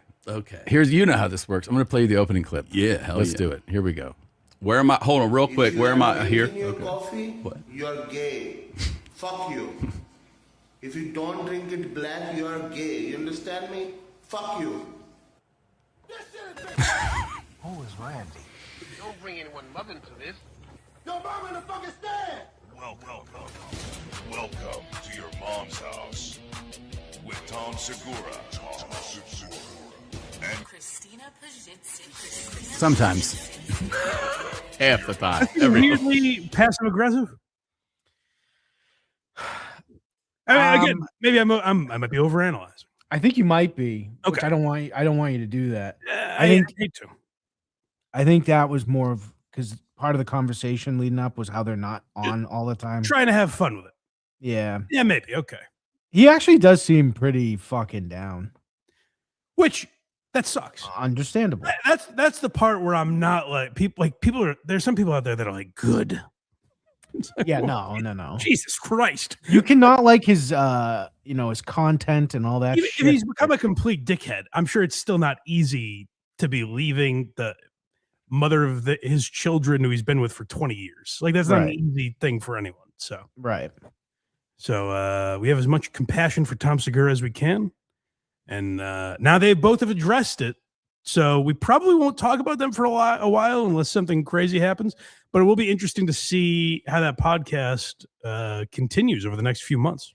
The next time this comes up, it will be Bert related. I almost guarantee it. All right, that's a good prediction. I think mark it down in the prediction files, which I think that's probably a good one. That makes a lot of sense. Should we move on to semi-on topic, but the Summer Bears? Yeah, let's talk about Stavros. Has been. I talked about this with Dan Soder, where Soder kind of dips his toe into being like a gatekeeper of comedy, or like one of the voices that kind of keeps people in check. Mm-hmm. Stavros is just becoming that. Or gusto. And so like you might not agree with everything Stav believes, but I do think his heart is in the right place with where he thinks comedy should be. So we'll talk about a little of that. But yeah, let's hear him and DeStefano talk about being the new Summer Bears. They're talking about Tom and Christina's divorce.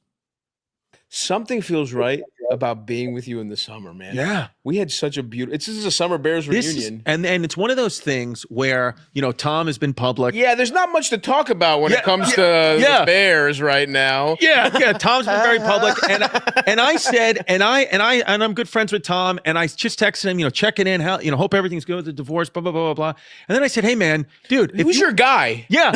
You're like, where are you hiding your money? Because I'm getting the reason I've been thinking the reason you probably took so long to get married is because you were figuring out opening up accounts in the Cayman Islands. Yes. Yeah. And the thing is, it just takes a little while because my father doesn't have a criminal background. Yeah. So the Cayman Islands were just a little slow, but we did officially get it done. And it feels and on paper, you're on food stamps. Oh, dude, it's amazing, bro. It's amazing. I mean, yeah, dude. And so I asked Tom, I said, dude, Stavros, I know he's home now. He's been in the movies, but so I said, we can kind of, if you want to, tag Summer Bears if you need. And Tom's response was not happening this summer. So it's just one of those things where I think Tom is saying, you know what? I make it clear. They pretended to have a good time with it. I do not think they did. I think Bert and Tom kind of hated how much, but we talked about it at the time, where the way this goes is usually if a show brings in like fill-ins, the automatic response is like, lame, fuck these guys, where are you? You guys are lazy now. We didn't pay for we want the real show. Oh, I mean, it's hard to have something be unanimous in a comment section. It was pretty close, though. People were like, thank you. I think it was Stavros or Chris that said people were coming up to them in the streets going, thank you for doing what you're doing. Thank you for relieving us of Tom and Bert for a few weeks. So it does seem like Tom and Bert were like, maybe that wasn't a good idea. To show everyone what could be. We exposed ourselves. The divorce? I think let them finish all their legal procedures before they they learn their lesson. Right. Yeah. Trusting two fucking idiots like us. I know. Well, it was one of those things. $1 million property. Where I know I asked Tom once. Tom was like, I was like, how you liking Summer Bears or Winter Bears? He's like, dude, I love it. He was like, and I love it because the first 30 minutes of seemingly every episode is just you two shitting on Bert. So he was like, Bert kind of he was like, I watch. So Tom didn't watch because it was shitting on them. Well, Tom knows. Well, they were shitting on them, but it was a lot of Bert last year. Because if you remember, Tom got way less shit. People were hating Bert for a while. Oh, yeah. So I do think it's a lot of that, which is why Tom probably liked it. And I guess credit to Tom for being like, well, I think I might have given them a lot more ammunition this year. So I think we're good. Yeah. And it was probably not good for them. Like we said, the comment section being like, this is a much better show. If you guys did this show, we would move and watch this one. Terrible for business to be like, why don't Stav and Chris just do a podcast together so we can stop listening to this one and go to that one? Bert just kind of taking all this in about how the comedy scene really feels about him. And then he said, it's fun for me to watch Bert. Of course. Yeah. Of course. Yeah. Oh, smart for Tom, because this would have been his summer. Oh, this would have been the summer that Tom's in the crosshairs. Oh, yeah. That's why he's the shrewdest between the two of them. Have an appreciation. And it's interesting because I think the correct comparison is Tom Segura, where Tom got much more Hollywood. I think it's why people appreciate these two guys, Stav and Chris, Tim Dillon, Louis J. Gomez, Shane and Nick Mullen to a degree, although they kind of stay out of it. And Nick just stays out of it because he doesn't happen to have a podcast right now. But like guys that will ball bust the way they would have 10 years ago before they were crazy successful, you know? Yeah. Guys that haven't been like, oh, well, now we have, we need the opportunities that they could provide for us, so we won't make fun of these things that we obviously would have. I guess what I'm saying is it's encouraging to see podcasters say, you're not going to tell me what I can and cannot make fun of. I'm just going to do it if I think it's funny. That's nice to see. Although Stav did have that one moment on the Cumtown reunion where he was like, I don't know, guys. Yeah, you're right. He did fall into that a little bit, but it seems like if you hear some of the other stuff we'll get to, it seems like maybe he's coming out of that fog a little bit. It does seem that way. He brings up a phrase that is exactly what I've been trying to explain. Like it's a thought I've had that I haven't thought of a good title for, and he gives it to us in a bit. But let's continue with this. Let me tell you something right now. Out of all the people we know, and we know a lot of people who are making real money, and we're at the point now, we've been doing this so long where it's like we've watched our peers become moguls. Some of them become moguls, and it's just one of those things where, but Tom, out of all of them, is the shrewdest. Like Tom is one of those guys. When I was talking to Tom once, I did a show with him. I opened up for him at the freaking United Center, right? He killed whatever. And then immediately after, I was like, how'd you like the show? Tom was like, oh, it was great. Within 5 seconds, somebody came up to him with a clipboard and was going over the F&B, the merchandise, the food and beverage, the merchandise, and basically the profit in, the numbers in, numbers out. See, respect, but so that is why that's the disconnect, by the way. That's the disconnect with the audience. It's not that you're making money. I hope the numbers are great. I hope all those numbers are fantastic. It's not that you're making money that people are disconnected. It's that's your first thought when you get on stage is how much merchandise did we sell? What's the food? Like that you're analytical in that way. You're not thinking, hey, did people find that funny? Well, little did we know that he was just doing that to put in his secret checking account so Christina can't take it. That's fair. That's fair. Maybe he was, creating a war chest of some kind. Yeah. But like, that's what I mean. It's that mind, because when you were listening to Tom with these bits about his dickhead doctor or finding a guy's wallet in a cab, or going to multiple croissant shops to see which one is better. When you heard those bits in his early specials, you weren't like, oh, this is a shrewd businessman. You thought he was a schlub like the rest of us. And he either fooled us or changed, and he was never that. So when he leaned more into that, he became unrelatable. Was going over the F&B, the merchandise, the food and beverage, the merchandise, and basically the profit in, the numbers in, numbers out. See, respect, but I didn't do comedy, do gay shit like that. Like, that sucks. Yeah. I think the business. You even hear Stav when Chris says the F&B, and Stav goes, "Oh my God." It's like he found pictures of Tom in a seductive pose or something. He was disgusted by it. Yeah. Oh God, what is this? Gross. The comedians becoming businessmen sucks. Yeah. That's not who the fuck we are. We're not smart and we're not business guys. That's why Christina wanted the divorce. Why can't we just be funny? Look, I don't want to. I will not get no conjecture here. Those are actual friends of ours going through a public divorce. I do not envy them. Yeah. But look, I will say everyone's looking at it from the fat rich guy and loses hot. weight. He divorced. Do you think it's fun? Who do you think it's more fun to be married to? Yeah. A fun fat guy or a guy on peptides? Right. You know what I mean? Right. Like, if you had to pick, in your old age, that's all we're saying, Tom.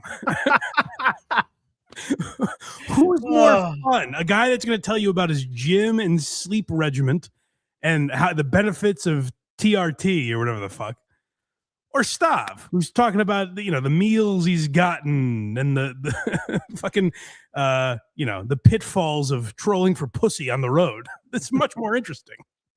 Like, that's what I'm banking on. 100%. For me, the prime of my life, I've known since I was a boy. Yeah. Is going to be my 40s. Oh yeah. As a child, you look at me and you're like, that child should be bald obese, yes, with a bad back, and that will be the prime of his life. That will be. That was my. You could see it in my face. Oh, yeah. This is who I was always meant to be. I think that's a massive thing, is knowing who you are and what your voice is. Like, I think Tom thought it would be much easier to be like, well, I'm the cool guy now. Right. I'm a cool, hot guy now with neat glasses and a nice watch. And it's like, no, that's not who you are. That's not who the audience sees you as. Like, Stavros is doing very well now. Yes. But if he came out and talked about his stock portfolio, people would be like, well, what was this? I got to be honest. When he Not comes the guy, out, not the Come Town host. when he comes out, absolutely washing political candidates' balls. I'm like, what is this? But I'll tell you what, they did that on Come Town forever. Stav literally talked about Zoran Mamdani on Come Town when he was a fucking assemblyman or something. Really? Yeah, like those guys they've been socialists for a long time. They were Bernie bros, and like that doesn't stand out to me as like, oh my God, they've changed. Like No, I'm just saying, I'm not saying that he has to change or stop that, but I'm just saying like that's gonna draw unwanted attention from at least, like a giant chunk of your listeners. Maybe, but again, I don't think so, because I think people know who he is. I don't think it doesn't seem like he's being phony. Like if he, I don't think he's being phony. It's just like I'd rather hear him talk about Tom Segura being gay. Oh yeah, but I don't think he spends a ton of time talking about that. He has on some podcasts, but I think he does it in a way that is true to him. Yeah, you just don't like who he's supporting, so you don't. No. Like I truly don't give a fuck about who people support. I just hate when it's like when it becomes an identity thing. This is like my Bill Burr point. But so you hate when Shane talks about Trump and stuff.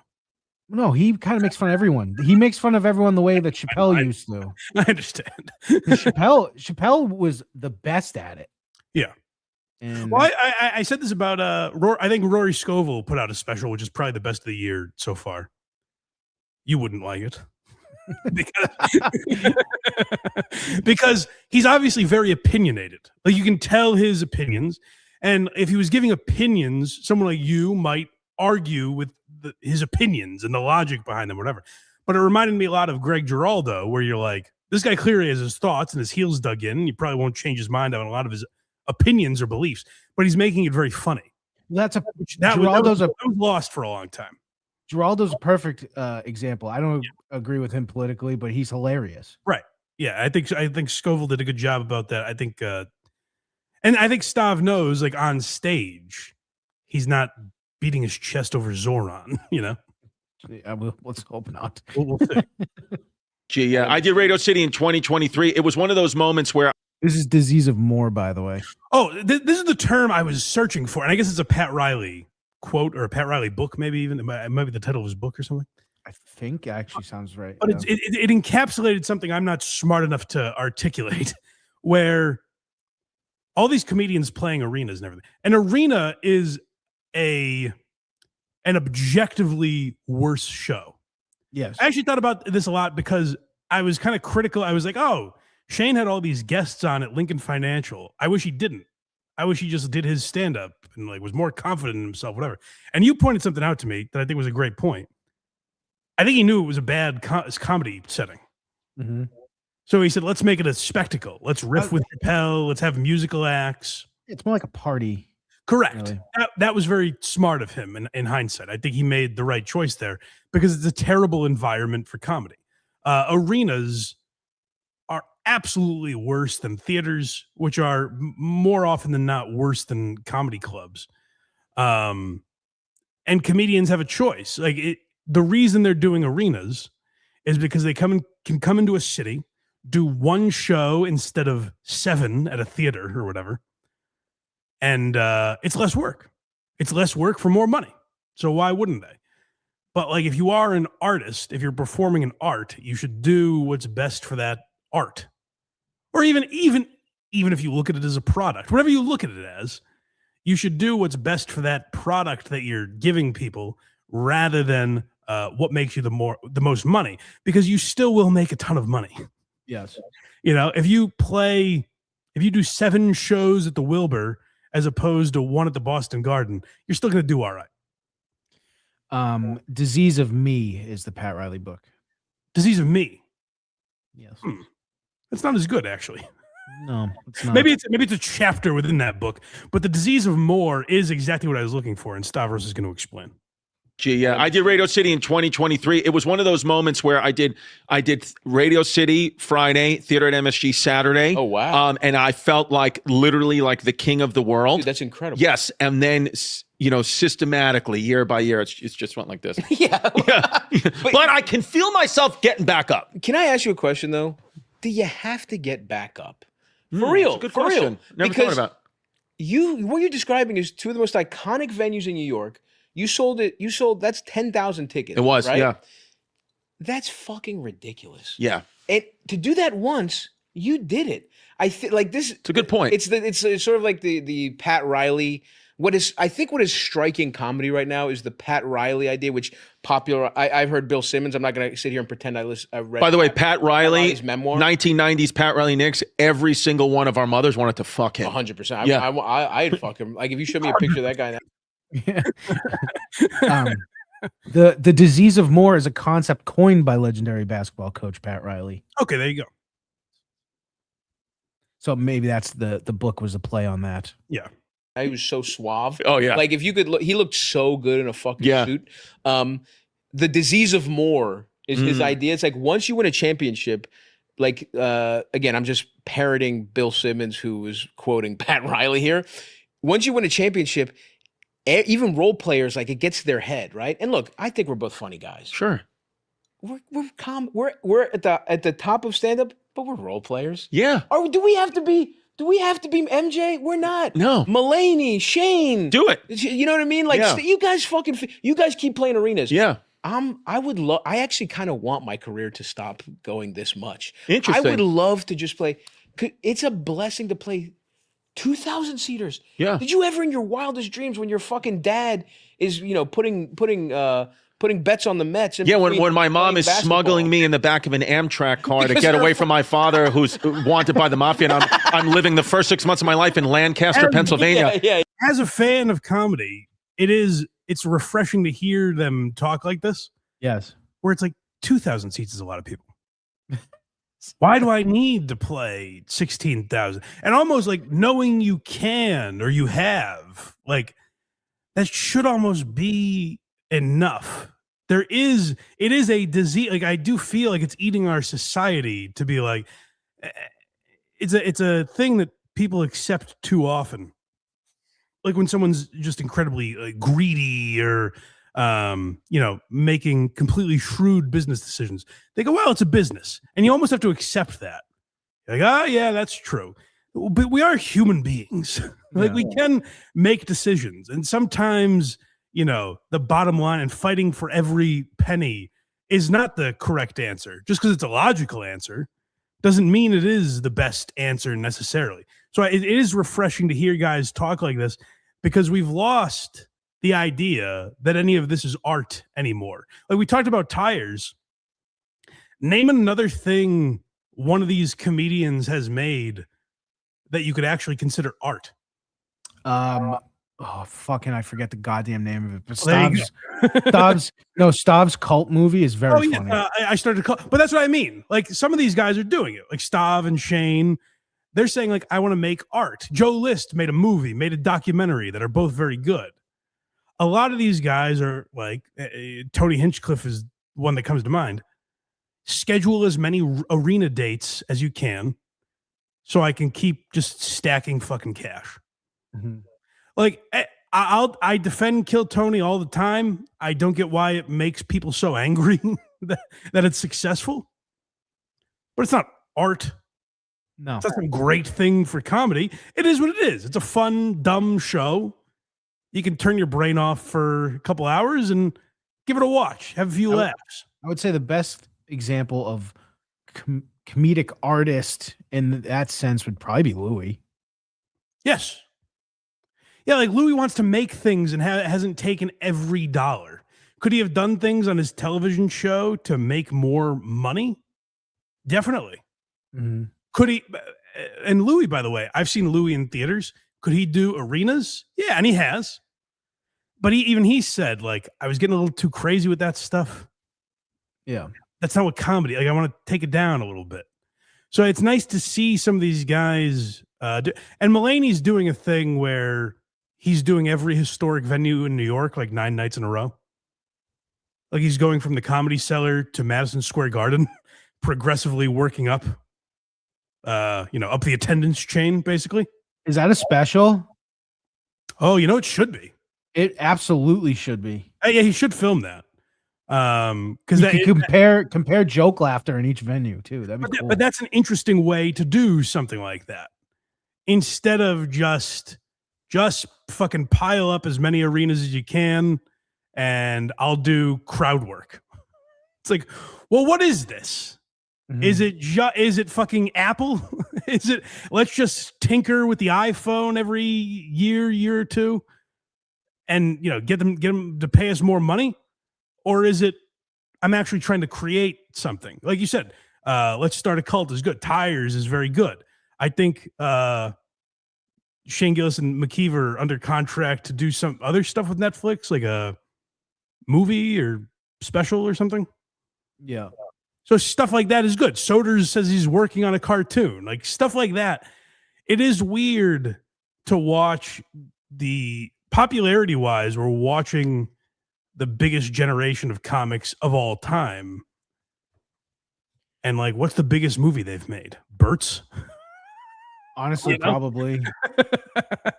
That's strange. It's strange that we live in that time. So I like to hear comics focus on creating things more. It's encouraging. The problem with that though is like I think they absolutely could make movies, but they're just not making the studios just aren't making them. Well, true, but I think they can make them themselves now. Like guys make stuff. Danny McBride was on Matt and Shane the other day. Yeah. And I can't think of a more perfect, like Shane Gillis and Danny McBride in a movie together. It just seems obvious. A buddy cop movie? Come on. Or like Danny McBride, Shane's uncle. Like they're such perfect personality types together. Yeah. That there's got to be something they could figure out. Shane has talked about, I heard Shane, I think years ago, mention he had an idea for a movie about the Civil War. Civil War or Revolutionary War, I think. Where these two guys, it would essentially be Matt and Shane, or Danny McBride and Shane, are in the Civil War, and they're just bros like them. But everyone else, it's like a real Civil War movie with these two fucking goons in it talking the way they talk. Shane is going to be in a movie coming up, though. Yeah. Pretty big one. Nate made a movie. Nate did make a movie. I forgot that. I don't know who he is, but he's in the John Madden movie. Oh, he's like a Raiders fan in the Madden movie. Shane. Oh, is he? Is he? Anyways, that's my point. It's encouraging to hear guys talk like this because there is not a ton. And you like Schultz, you see doing more movies. So like, and maybe it's just taking a while. Theo and David Spade made a movie. So maybe it's just taking a while. But it feels like there was a lack of output, and it was kind of just let's settle for making as much money as we can.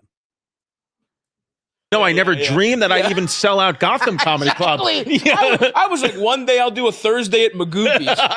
And now I'm playing the Chicago Theater. Yes. I'm playing MSG.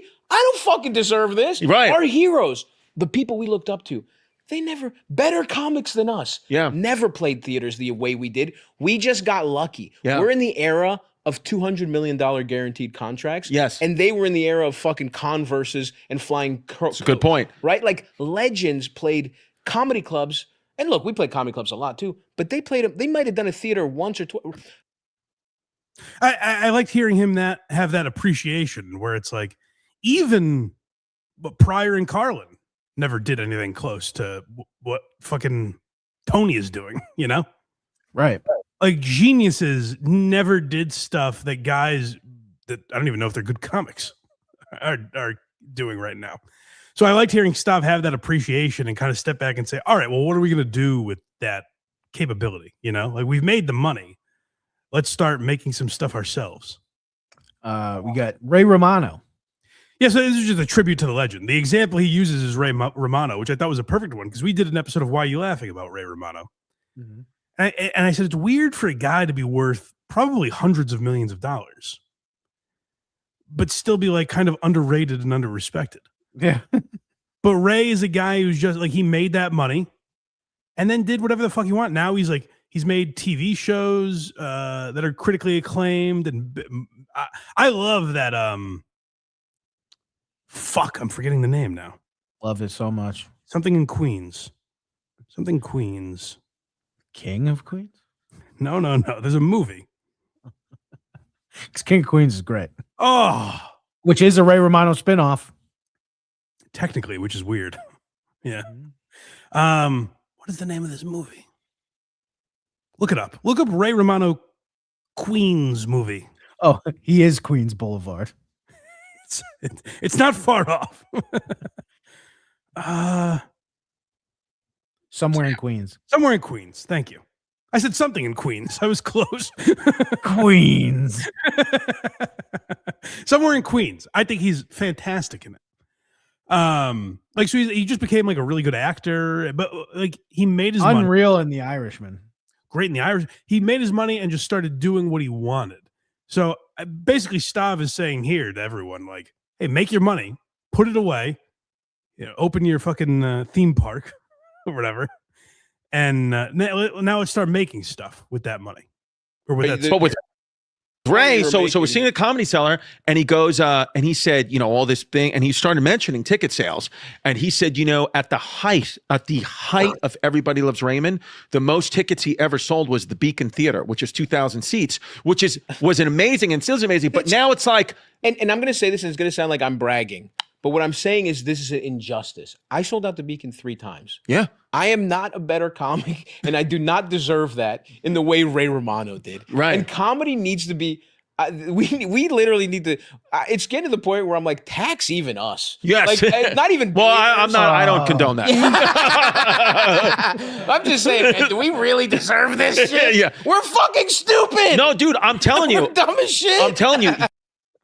Chrissy pushed back for you. Relax.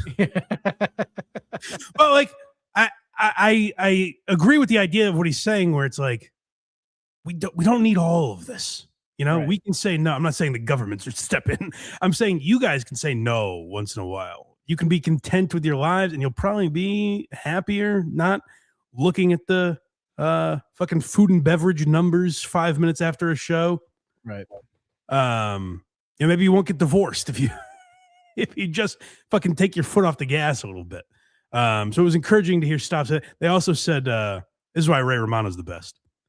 DeStefano told a story that Ray Romano was at a Knicks game and he was wearing a Jets jersey, and someone gave him shit and go, hey, what the fuck is this? You're at a Knicks game. And he turns around and goes, I'm Ray Romano.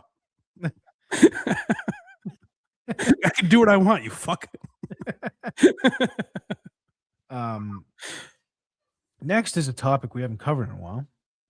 Oh, that's right. Riyadh. There's more. So DeStefano went to Riyadh, and props to this. So this is like they did a home and home series. This is from DeStefano's podcast the week earlier. What we just watched was Stavi's World.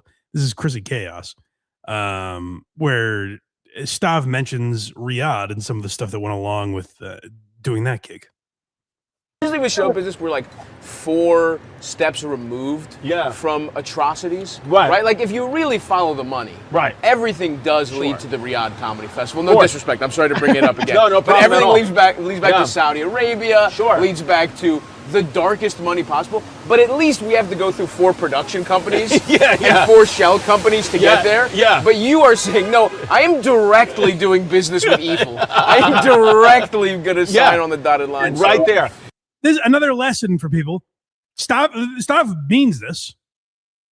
Like, Stav believes this to a degree and is saying it to DeStefano, and they can laugh about it. And it's not the end of the fucking world. You can have these conversations.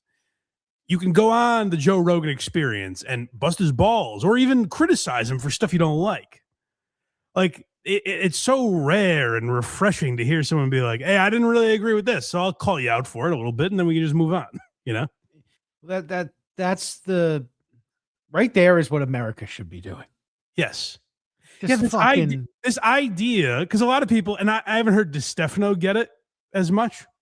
Well, because he's been one of the few that have kind of just owned it. Yeah, but let's use him as the example because he's here. There's a lot of people that would be like, well, now I'll never associate with him. He did something I don't like, so he's dead to me. And believe me, there's a lot worse you could do that would make you disassociate with someone. But to be fair, though, the Stavs, like everyone like he supports is kind of like in favor of Riyadh. So I get, but like Stav's one of the guys that turned it down. I know. So like he's looking at it like, hey, don't really agree with you on this, but like we can have a conversation about it. I think that's been lost. It sure has. Yeah, no, and it's all good about Saudi Arabia. I actually, now that time has passed, I don't regret it all because the money I was able to make was able to give me time back home with my kids, and my kids took Irish step dancing lessons, which is what I always wanted. Okay. So now both my daughters can Irish step dance, and I just want to give a quick shout out to the royal family in Saudi Arabia for making that happen. Your daughters can now do an Irish jig thanks to the suffering of many Filipino maids. You've just wondered the suffering of different, but hey, man, at least they're getting cultured, Yeah, getting cultured. So you know what I mean? Like, call it out, and DeStefano will think what he's going to think. Like, not everything has to be so fucking serious. We got very serious as a country, where everything is very angry and miserable, and threats and protests. I'll never do a show with this person. Like, you disagree with someone and have a fucking conversation with them. Obviously, Stav doesn't agree with everything that DeStefano does, but they can laugh and have a good time.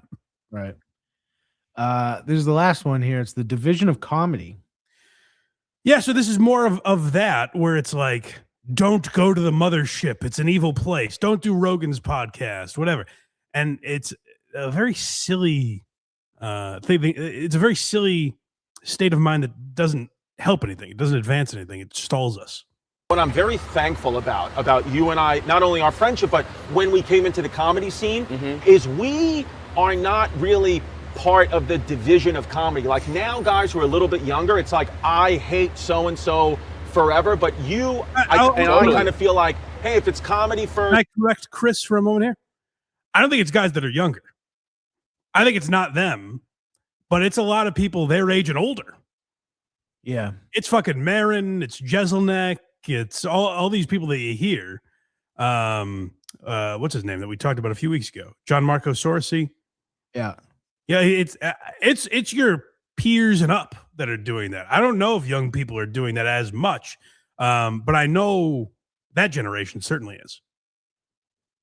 It's like, I hate so-and-so forever, but I kind of feel like, hey, if it's comedy first, maybe I don't agree with you politically or whatever, but like we can all get along and it can be fine. Yeah. But that's changing for the youth, which is kind of sad to see. It's a little sad to see. I mean, it is interesting. I do think I think there are a couple problems. Number one, yes, we're so divided that people won't even be friends with someone they don't agree with politically, which is a problem. And also, I think it's also a problem artistically to only perform for people that agree with you. Yeah. Right? Like, I love the mothership. Look, I haven't talked to those guys in a while since I've been talking about how, and truly, I was disappointed with how much they were sucking Trump off in Austin, right? Yeah. And I think it was a big mistake, and I think I get. Not like, oh, don't have him on the podcast. You could look back at that Trump interview and say, well, I wish he questioned Trump as much as he questioned J.D. Vance when he was just on. Mm-hmm. Like that I agree with. Like if you're a guy like Schultz, if you talk about the Epstein list and make that the center of your podcast to be like, oh, I get into these weird, crazy, in-depth subjects and you don't ask them about it, like that's odd. It seems like you're helping cover up for something. That's a strange approach. But look, I don't hate those guys because they are my friends who I am just like, can we talk about this, please? Yeah. And look, if we talk about it and they're like, you're a fucking pussy, whatever. But like, look, I'm not saying it is impossible for the bonds of community to break down if half your community insists on supporting fascism, right? I mean, ICE is literally disappearing people, and and Trump is a pedophile, right? Allegedly, whatever. Listen to him talk about his own kid. I thought I cut it off before he really riles Craig up, but I was wrong. He was doing so good. I can tell when Craig stops talking that he's seething. Well, I'm trying to hear everything he says before I like jump down his throat, and then he's like, "I'm just kidding." And let's listen talk about how, why did he have a beauty pageant and why is he bursting into fucking 19-year-olds' dressing rooms? Whatever, it's fine. That makes him a pedophile. Relax. You don't have to get into it. It's for See what I mean? There's a greater point we're getting to here. the economy, right? Back then, of course.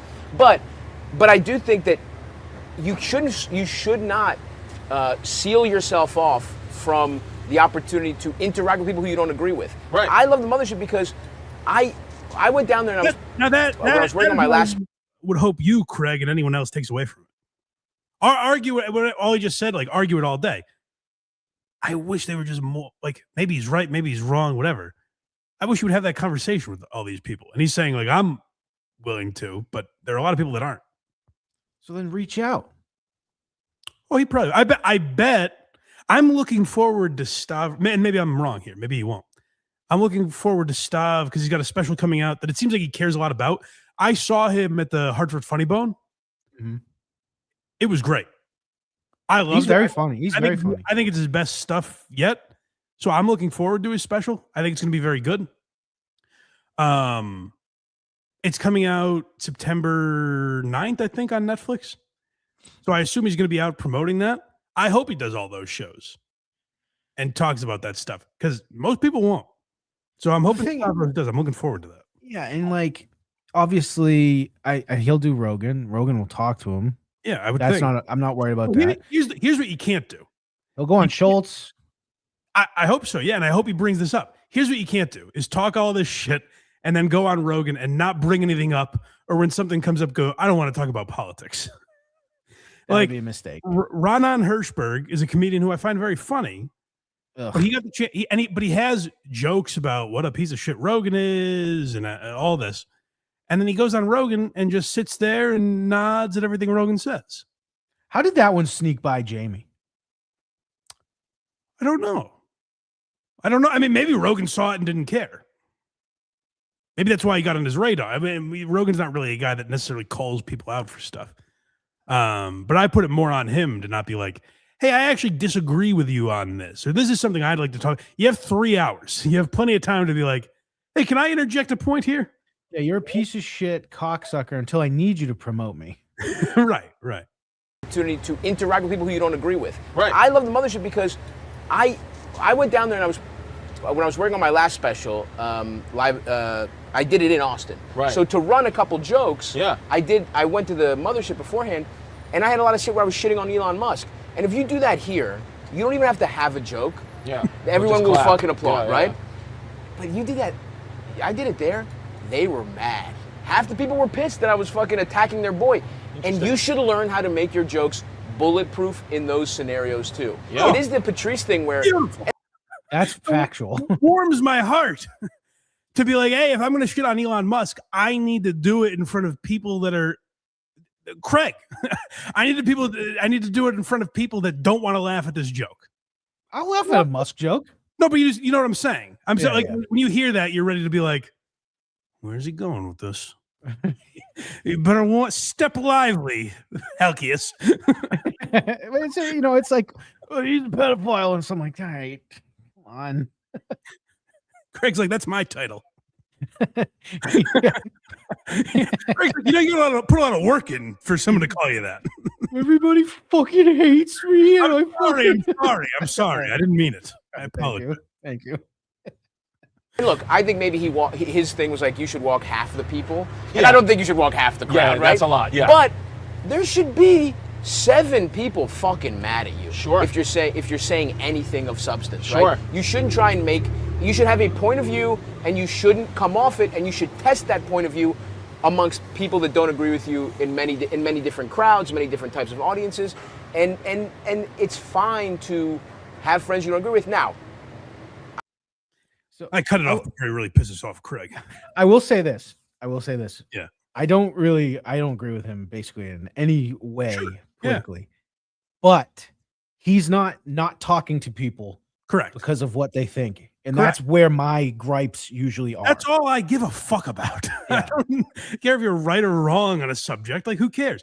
He's approaching it from the right angle, and it was refreshing to hear a guy talk like that about comedy, and he's pretty consistent about it, I think. So that's 2 for 2 now with Chrissy D getting that sentence out of your mouth. Well, that's refreshing. It was Dan Soder, and now it's this. Both same show. You know, you're right. Maybe it's DeStefano bringing it out of them, because I think DeStefano is pretty good at that too. He seems fairly on it. Like we saw him with the Riyadh stuff, and it's like he's willing to take criticism about it.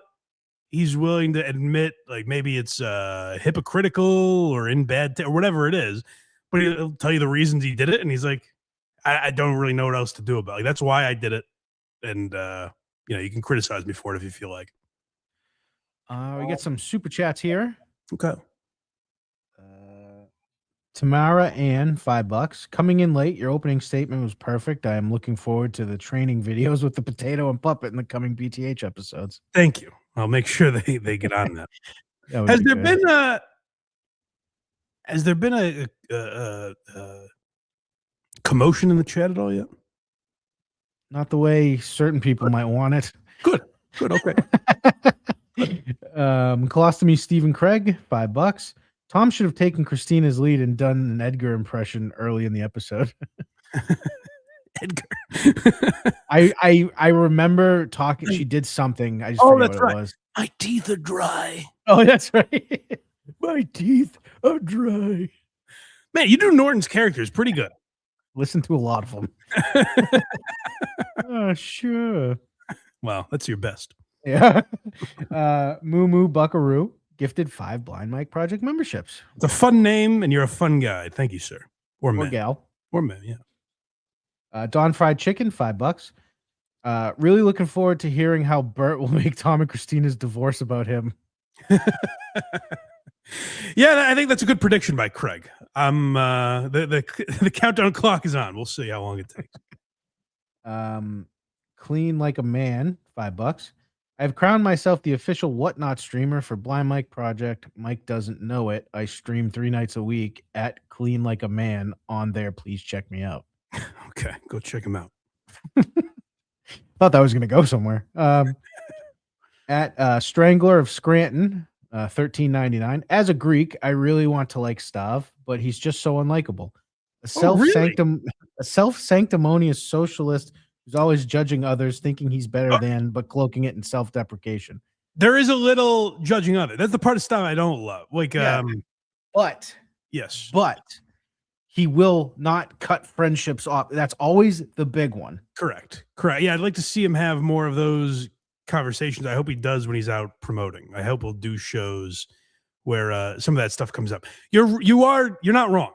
There's some stuff where I'm like, Jesus, man. Like, there is kind of sanctimonious, like I'm better than quality that he gives off from time to time. I will say he's kind of toned that aspect down a lot. I agree. Yeah. I think he was starting and by to realize. the way, when we're critical of people, like with Louis got to this point where he's wearing a suit on stage and taking himself very serious, writing letters about Hillary Clinton, and taking himself very seriously. I don't blame people that are like with Tom. I don't blame you if you have a moment where you're like, where that stuff gets to you, where you are pompous and you have yes men around you or whatever it is. Like, that's going to be tough to adjust to, but like, you got to figure it out. I'm not here to hold your hand through the entire process. You got to figure it out at some point. RBG H fam, $10. Mullen is hilarious. Stavros laughed, helped the show, but his politics are idiotic. Yeah, let's give the government more money and power. That's never been tried before. That's very silly. Well, even I think in that podcast with DeStefano, I think he does say something to that extent. I forget. Maybe I was listening to something else. But I think he did say something to that degree where people would be more trusting of, I think, his philosophy if they knew where the fuck their money was going. Sure. Well, I mean, like, for real, like, if you got a receipt of where your taxes went, you might be like, okay, yeah, yes, fine, yeah, I'll pay to fix these roads and pay for these schools, whatever. Just no one believes that. So you're like, why would I pay more in taxes when I'm certain this is going to nothing of good. Yeah, and a lot of times too, especially like locally, it's like you get taxed to build a school, you don't have fucking kids. Right. Like, what the fuck? Where to next? We could go just about anywhere. Just about anywhere. We could go just about well, there's two Come left, with but me. they're both long, I would say. Oh, let's do Anthony and Opie, which feels weird to say in that direction, but I feel it's appropriate. Let's talk about Legion of Skanks first, because I think it leads to all this. So Anthony and Jim Norton were the guests on Legion of Skanks this week, and Anthony and Steve Renazizi took a lie detector test.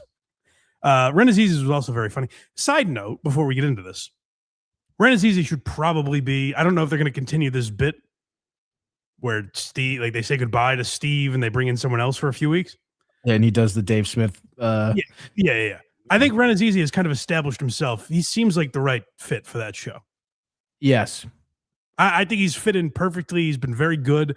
When he took the lie detector test, it was very fun. Of course, the first question was, Steve, level with us. You in the World Trade Center on 9/11? He goes, yes.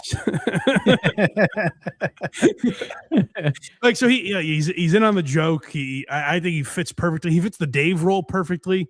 Yeah, where he's not as wild as the other two guys necessarily. So I like Renazizi, but he and Anthony took a lie detector test, and of course, this question comes up to get the truth out of Anthony finally. Do you think Opie is talented? Talented. No.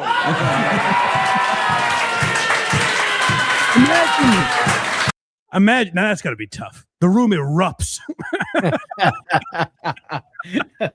I would say in that moment you got to kind of question yourself and be like, maybe I did something wrong to deserve all this. But that's hilarious. But the results here. Well, let's find out. Maybe he's lying. Maybe Anthony's going for the bit, but he doesn't really feel this way. I've watched them do the lie detector enough. It seems accurate. So let's see. Maybe we get a read on Anthony we weren't expecting. And the final question. You asked Anthony, do you think Opie is talented? Can I bet on this one? He said no, and the lie detector test determined he was telling the truth. Wow. I really meant it. All right. So it seems like, I thought there was more. I thought he said you don't even need all this shit. Oh, that was in there, but not where I cut it. But yeah, so he was telling the truth. And then that inspired a reaction from Opie on Twitter. Anthony will actually tell us about that at some point. But let's hear from Anthony, who felt the need to address his old buddy, the Opester. I feel like we do this. Well, Anthony will say it's once or twice a year. I feel like it might be more than that, but let's hear from Anthony.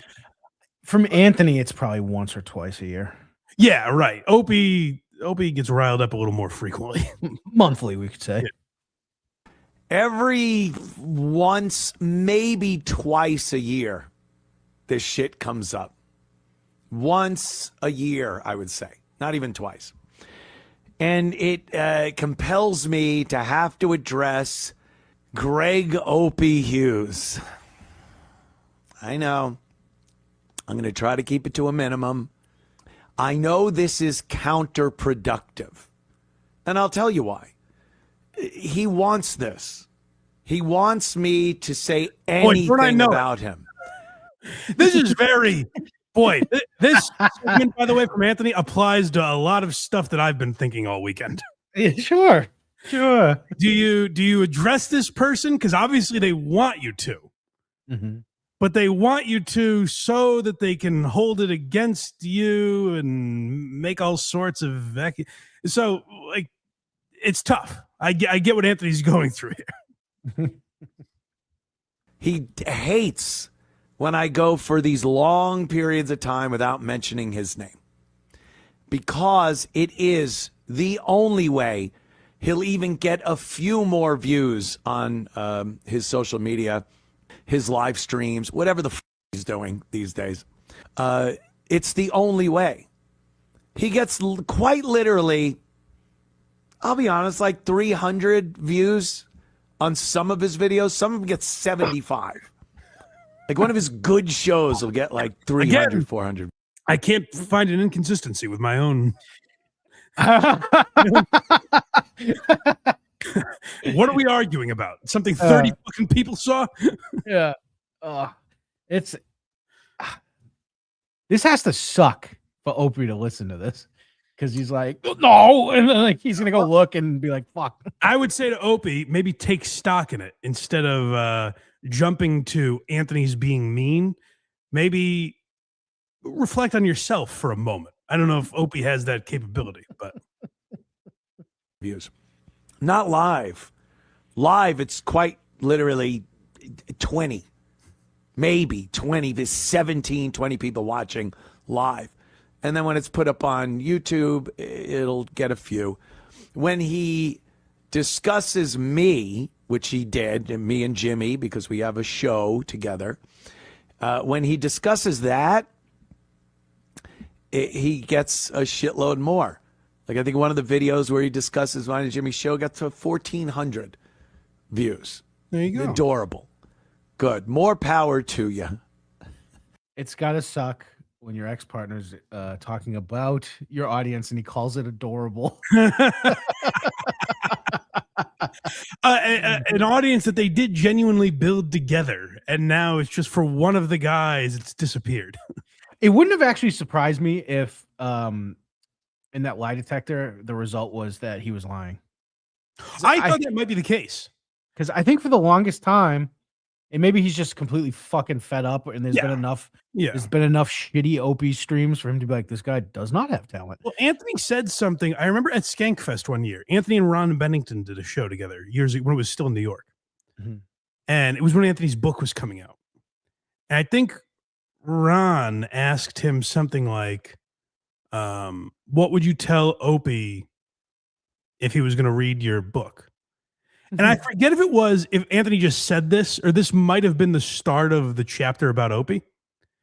But I was like, I would tell him how much it meant to me, the opportunity that he gave me, how we built that radio show together, blah, blah, blah. He's had a lot of nice things to say about Opie. And then he goes, and then I would tell him to close the book and not read any further. Yeah, like I think there was at a time like a respect that Anthony had for Opie that is just gone now. Well, he will always and forever give him credit for his career. Yeah.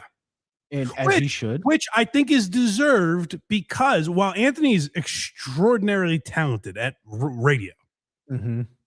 like it's weird. There are only a handful of guys that are really like gifted at specifically radio. Yeah. And Anthony is one of them. But Anthony being a fucking tin knocker, not a lot of people were going to give him an opportunity the way that Opie did.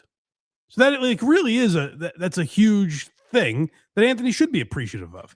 But I don't think is whatever would compel Opie to do that kind of stuff is very much long gone. Yes. And also there's only so many thanks you can give someone. Right. You know? Yeah.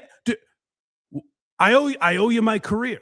What does that mean? Do I give you all my money? Do I do a thank you stream every day, every week, every month? What is like at some point you have to be done thanking a person. The thank you was I'm rewatching Mad Men and I just got to the episode where Peggy Olson says, "You never thank me." And Don Draper says, "That's what the money is for." I was just about to actually start that myself because it's finally up somewhere. It's on HBO Max. Yeah. You're a fucking millionaire because of Anthony. That's the thank you. You can move on now. Next thing we know, Opie's going to be in a battle with Stalin 19. Oh, and it's funny you mentioned that. Yeah, right. You don't understand. Stalin 19's an evil man. Why do I give a fuck? It's not my business. Shout out to Stalin 19 for clipping this. It was also up on Compound Media. They both censored it, so I apologize for the bleeps on the Fs, but that's what you got to do. Believe me, I've had a bunch of stuff demonetized, so probably smart of that. If you want to make a few dollars off your videos, I guess you're not supposed to curse on YouTube. Apparently, not in the first 10 minutes or something like that. I think it might even be more than that now. But yeah. Oh, really? Gross. Well, I don't know. It's weird. It's tricky. It's not consistent. Depends on what you say. Next, we have nothing compelling. Okay, so I suspect this is about Opie's show. I don't want to jump to conclusions, but I suspect when I hear nothing compelling, I think it might be about the Opster. Could be. Now, with the show I do with Jim Norton, you'll know I do not talk about this guy. Nope. And it isn't some kind of a thing where I feel, oh, I'm going to get him by not talking about him. I honestly have no need to talk about him. It's not a spiteful thing. It's not something I calculate not talking about him. That'll get to him. I swear to you, it has nothing to do with that. There's just nothing compelling or interesting about Opie. Enough so that I would there's feel nothing compelling for an entire month. There's a month of a fucking spiral meltdown, and you're like, I just don't care about this. I don't know anyone involved. I don't give a fuck. Then you see 40 seconds where you're like, okay, people expect me to address this. I can make something out of this. But you want to be a nice guy, you know? I appreciate Anthony not falling for that trick. As Opie cries into his gigantic bosoms. to talk about him. But when, he gets a little off the rails and shits on me, because he shits on me all the time. The drunk stuff, the racism stuff. And again, if you are a viewer of my shows over the course of the years, I talk about race. Is that racist? I don't know. It might be. Some people consider it that. I'm not going to sit. I will say this about Anthony. Whatever you think of him racially, you that's what you thought for years. Mm-hmm. Opie has this fantasy where he's going to be like, hey guys, Anthony's a racist. And we're going to go, what? Well, Greg, we're sorry. We can't support that. Like, you either know what Anthony, you have your opinion on Anthony or you don't. I think his Twitter is fucking obnoxious. But I think he's also like doing that intentionally at this point. Oh, for sure. But I would say he's doing intentionally, but I think he means exactly what he's typing. I think he believes a lot of that. Yeah. I think there's an element of trolling, and I think he believes a lot of that. And I think he leaned into some of that stuff, and maybe the character became the man, I've never signed up to a Patreon quicker in my life than Jim and Anthony. Anthony and Jim. Yeah. Explain that or try to show people that I'm not, or that I'm done. We did that many, many years ago. But I talk about it. But he'll shit on me like that, and I won't acknowledge it. There's nothing, it's him doing him. But then when he has his little sidekick there, Ron, the waiter, and he's trying to do an impression of me. It's so bad. It's so embarrassingly douchey that I feel like I should probably just address it, because it's kind of interesting and funny. Yeah, it does seem like sometimes someone puts you in a position where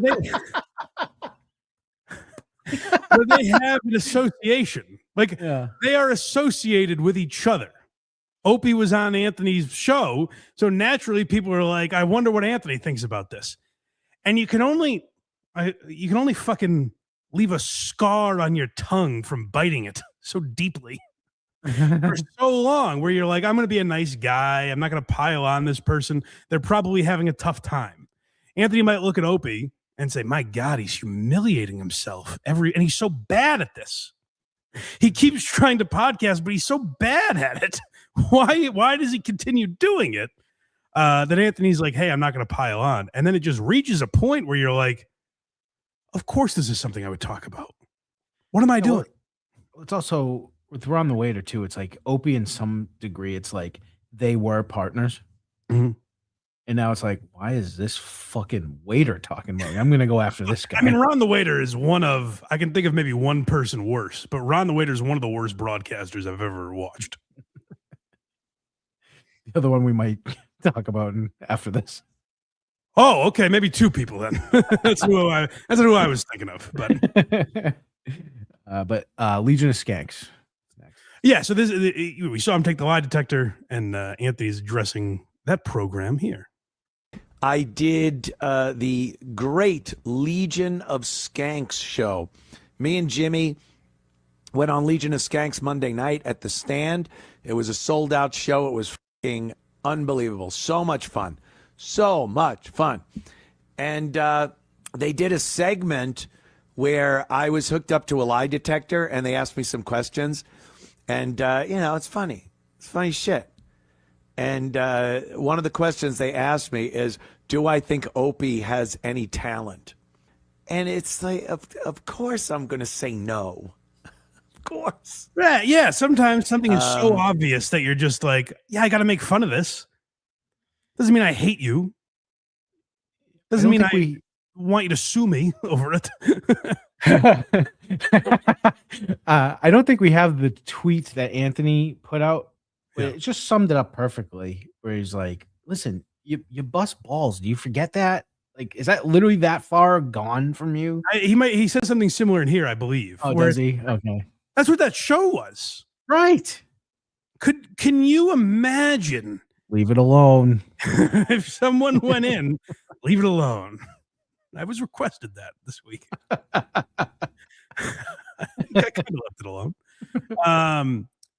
Can you imagine someone going into that show? Like, imagine what Opie would have done if anyone other than him was like, hey, oh man, the Legion of Skanks had a lie detector and they said I wasn't very funny. Can we not talk about it, please? Opie would have thrown a fucking temper tantrum. Yeah. Like, of course, you can't do, and rightfully so, by the way.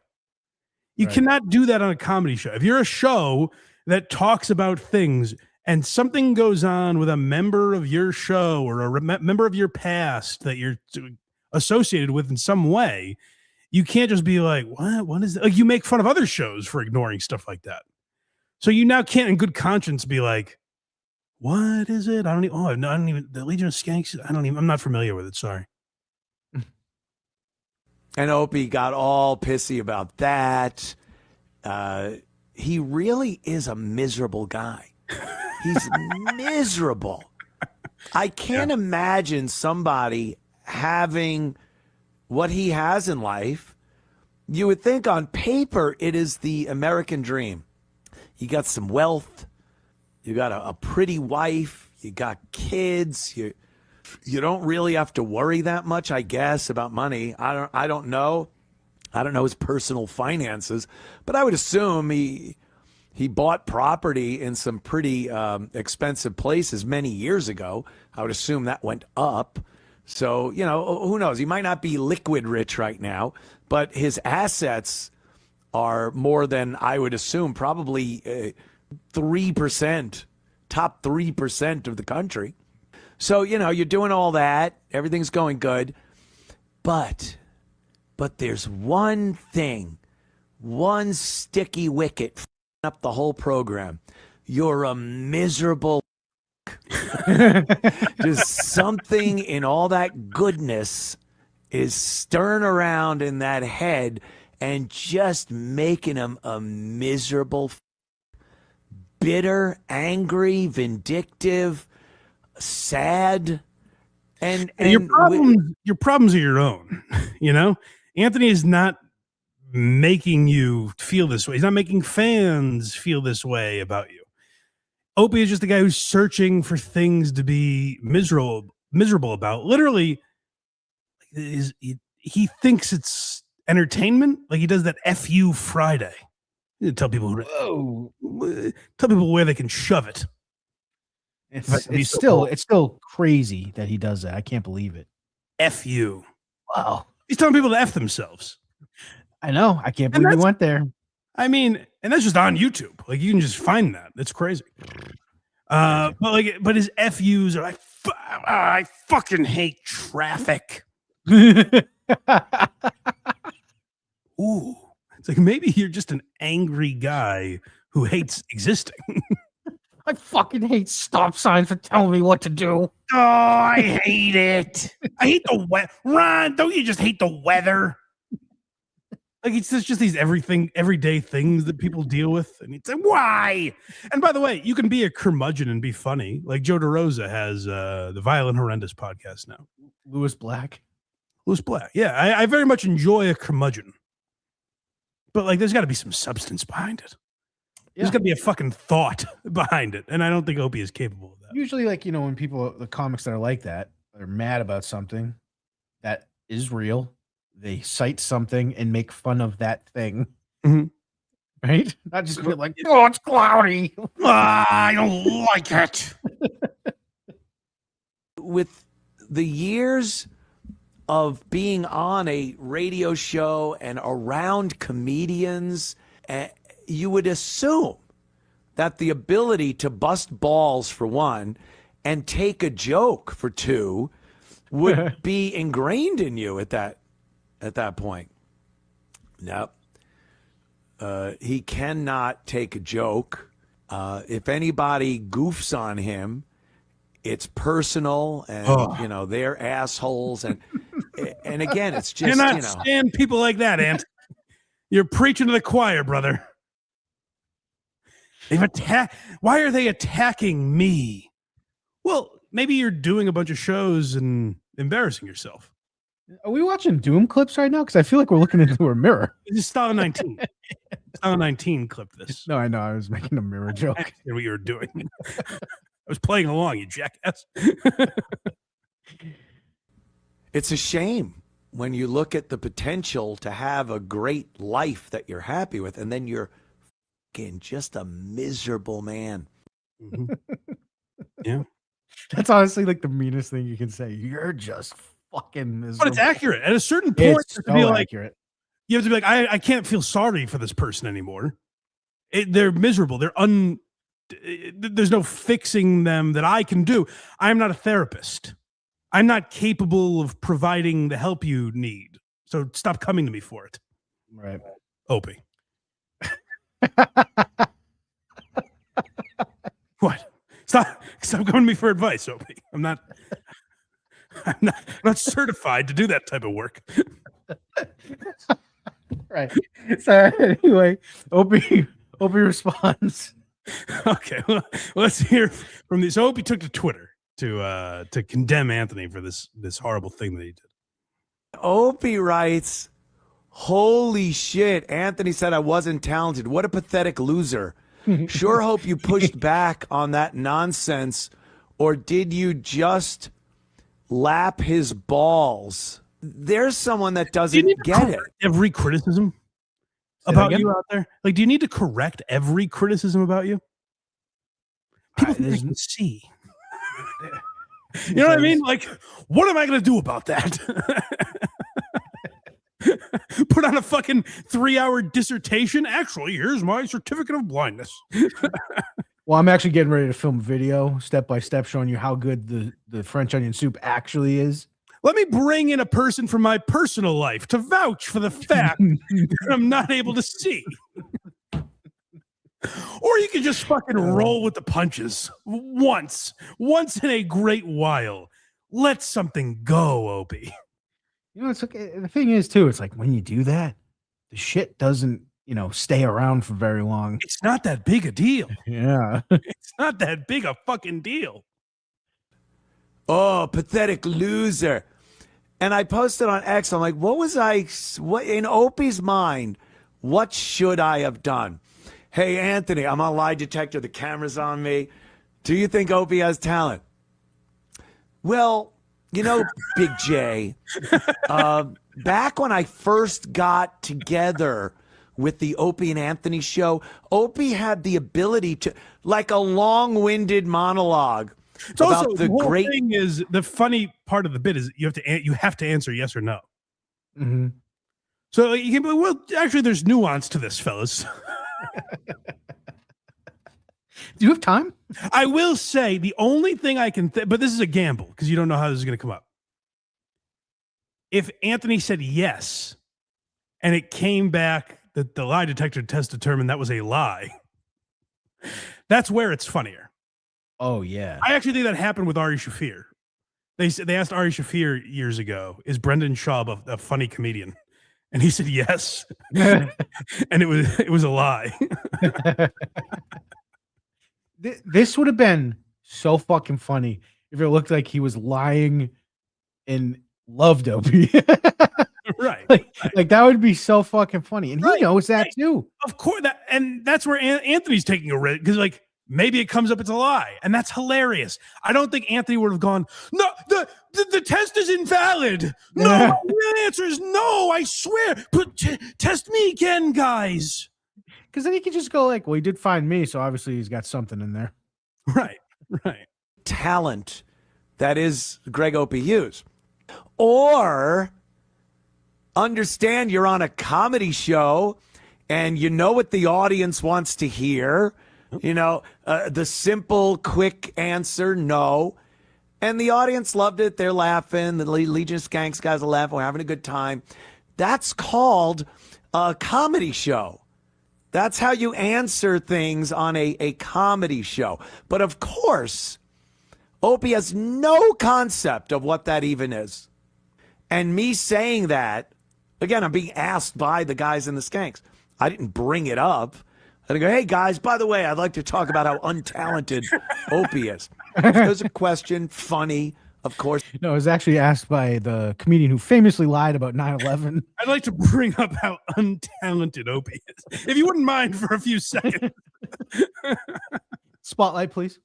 They're going to ask that shit about me and Opie.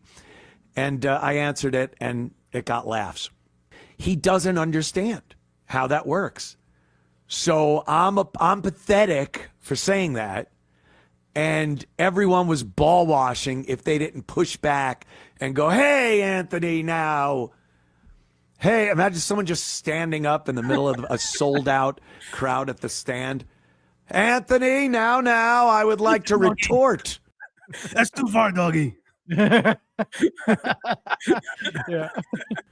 About your take on Opie's talent or lack thereof. I mean, do I even have to spell this out? Anyone would know this. And if you are somebody who professes to know comedy and being a radio host on a very popular show that was known for having comics come on and bust balls, and I'm pathetic, am I? And it is, like, let's not get this twisted either. You're allowed to be sensitive about a joke. Yeah. You can go like, geez, that hurt my feelings. Oh man.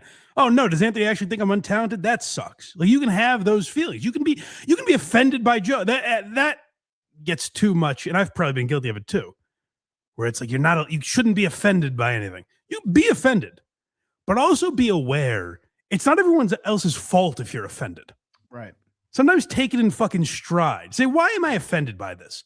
Why is it bothering me that people are questioning this? Why is it bothering me the amount of people that say I stink at this? Why does that bother me so much? Look internally once in a while. Don't always, if it's everyone else, say, man, they're all out to get me. Once in a while, say, maybe I did something here to have this opinion out there of me. It sounds like a good place to start. Yeah. Hope Opie is listening. Now it's time for Ron the Waiter.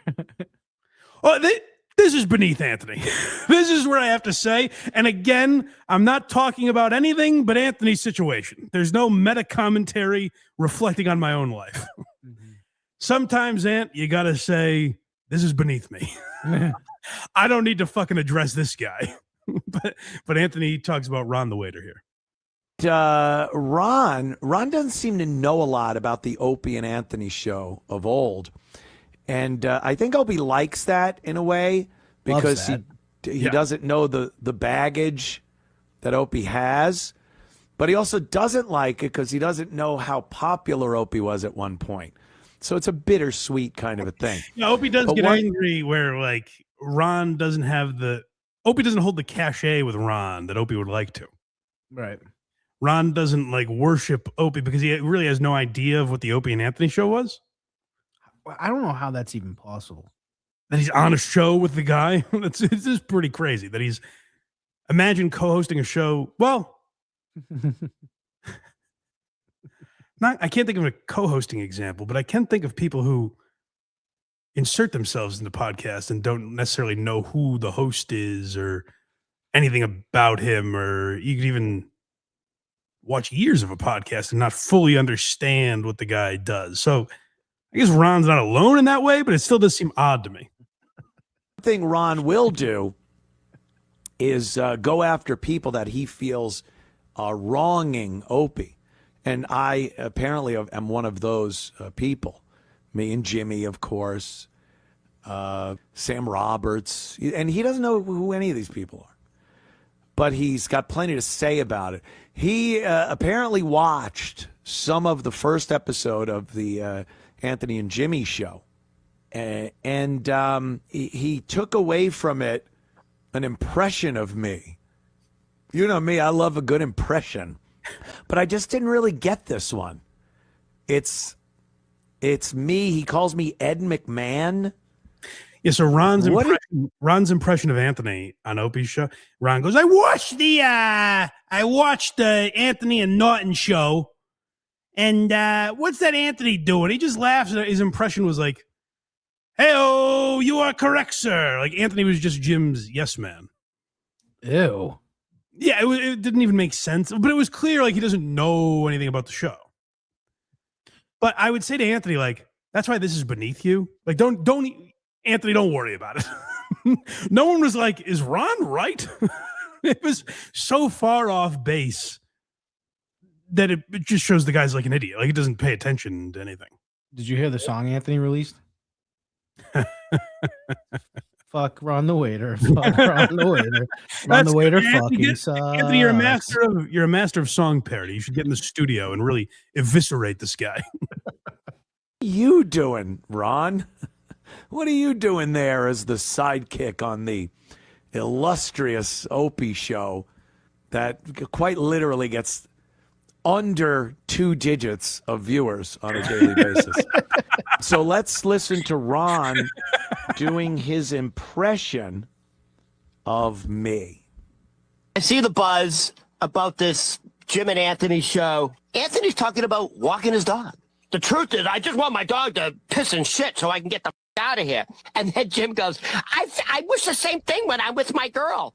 I just want her to piss and shit on me. Pause right there. Opie.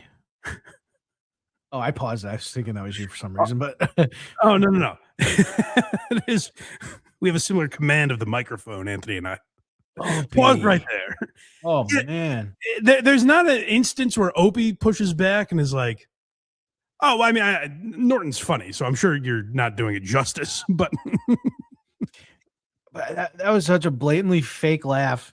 Like, is there a chance that Opie's like, I know how bad this guy is? I think privately, if Opie was comfortable with you and knew you would never leak this information, and you just got him in a room and said, listen, who's more talented, Jim Norton or Ron the waiter? I've got to believe that Opie would go, oh, come on. Listen, I got to put up with the guy, but Jim Norton, of course. Right. Now, he'll never say that publicly anymore. No. But, like, how do you not at least have enough fucking dignity to not be like, yeah, I mean, I don't know. I haven't heard the episodes, so maybe they've lost their chemistry or something, but, like, those guys were funny together. Yeah. To say they're unfunny and boring together is not correct, Ron. First of all, by the way, Ron is a comic. You'll see his comedic stylings in a moment. He's completely unable to convey the joke the way Jimmy put it. The way Jimmy put it with the pissing and shitting and stuff. It was very funny This is when what I mean. Jimmy Like, did Anthony, it. Anthony, leave this to us. You don't even need. It's beneath you to even respond to this. We got it. Leave this to us. It's not worth responding. No one was like, you know what? Ron the waiter is right. No, Jim Norton actually doesn't have a real great grasp of jokes or delivery. It was worded properly. It wasn't awkwardly, ham-handedly worded like this fucking idiot. He makes a good point. I'm just saying he doesn't need to respond. Right. What you're saying is accurate. You just don't Yes, have to. of course. Beneath Anthony is the next one. Oh, all right. I thought I was already making that point, but let's continue. Now Opie, of course, is going to do the over-the-top laugh thing because Ron did such a good job of conveying what Jimmy you know what? I said. do get it. As I say during that, I'm just thinking. I do get why Anthony would be like, this guy sat next to me for 20 years. He's going to listen to this shit? He's not going to be like, oh, no, I mean, they're funny. You know what I mean? Like maybe I'm putting something on Opie that Anthony wouldn't do for him. So, but like, it's just weird when they carried that show comedically for as long as they did. Like, they're the reason people loved the show much more than Opie. To be like, oh, I know. Yeah, they just ball wash each other. Neither of them are funny. It's like, well, come on. This all stems from the existence of Opie shows. Yeah. He's just like, what the hell? I told you, my sworn enemy, Patrick Melton. That rascal, he's got, I don't know what I'm contributing to, but maybe he said horrible things about me. And I'm That'd just actually like, be very fun. We're at a podcast war. It's just been really nasty. Melton's like, yeah, look, he's letting me pet his belly. But I believe it was Melton's idea that was like, now for the Anthony and Jim show, they should interject Opie. Yes, that's a great idea. Have him ruin the show. Yeah. Little segment. So continue. That's what I came into. That's hilarious. Then he goes, oh, Opie, oh. He does this thing like, I'm doing an over-the-top laugh, and all I do is, that's right, Jimmy. Oh, Jimmy. Like I don't contribute anything. I do a solo show. Look, I'm alone. You see what I mean? On though? Sunday nights. His resume speaks for itself. We got it. No one was like, oh, Ron the waiter's bringing up some good points. Like, it was so dumb, you didn't even need to respond to it. But sometimes, Anthony, believe me, I get it now. Sometimes someone can be so catastrophically dumb that you're like, man, I guess I have to address it. So I get it. I do get it. Silent Shape in the chat just says Ed McCumia. I like. 3 hours. I do a solo show on regular over-the-air broadcast radio. I don't have a sidekick. I don't have a co-host. And I'm not just sitting there the whole show going, oh, good one. That's right. Yeah, a ridiculous claim, obviously. Ron just doesn't know anything, which is, as Anthony said, nice for Opie, because Opie can just go, oh, these guys were evil and sinister, and they worked against me behind the scenes, and they made the fans hate me. They made the fans hate me. I like it. Can you imagine? I don't have control of these people. No shit. Like, people that listen to this show agree with me because they agree with me, and often voice when they disagree with me. I was gonna say, like, go look at the chat. It's like the comment section. It's usually a war zone. It's never like, well, Mike right about everything yet again. Lib cuck pussy fucking. Back to Opie. Okay. All right. So yeah, we're done with Ron the Waiter. Let's get back to what the Opster has done wrong here. No one else's fault, Greg. No one else's fault. Your fault. You don't have viewers because of you. Correct. We have viewers and people that want to see the Anthony and Jimmy show, and people that listen to my show on Sunday nights on WABC and watch my show here on Censored.tv. It's because we are doing something we love doing. We've done it long enough. We're good at it. And you are lazy. You're just fucking lazy. That's And the you're other thing, by the way. petrified. And I hear people say this a lot too. I've heard other people say it, but Opie's a big user of this. Some other people may do it as well, where they're like, if you criticize their show, they're like, oh well, it's not supposed to be good. Which That's is a big Opie fucking crap. yeah. I never understood that. I one. don't even care about this. Okay, neither do I. I just missed my radio show. I also don't care about it. I don't care about Opie's show. It's funny to make fun of. Sometimes it's funny that someone would do that to themselves online. Yeah, it's funny. You might even feel bad for them. You well, might be like, especially when they're at the mountaintop at one point. well, right. That's even crazier. Yeah. But like sometimes you're like, I even feel bad for this person, but it's funny that they keep just stepping on that rake, no matter how many times you lay it in front of them. Oh, maybe I'll walk out my door today and nothing will be there. Oh, damn it. Right in the face.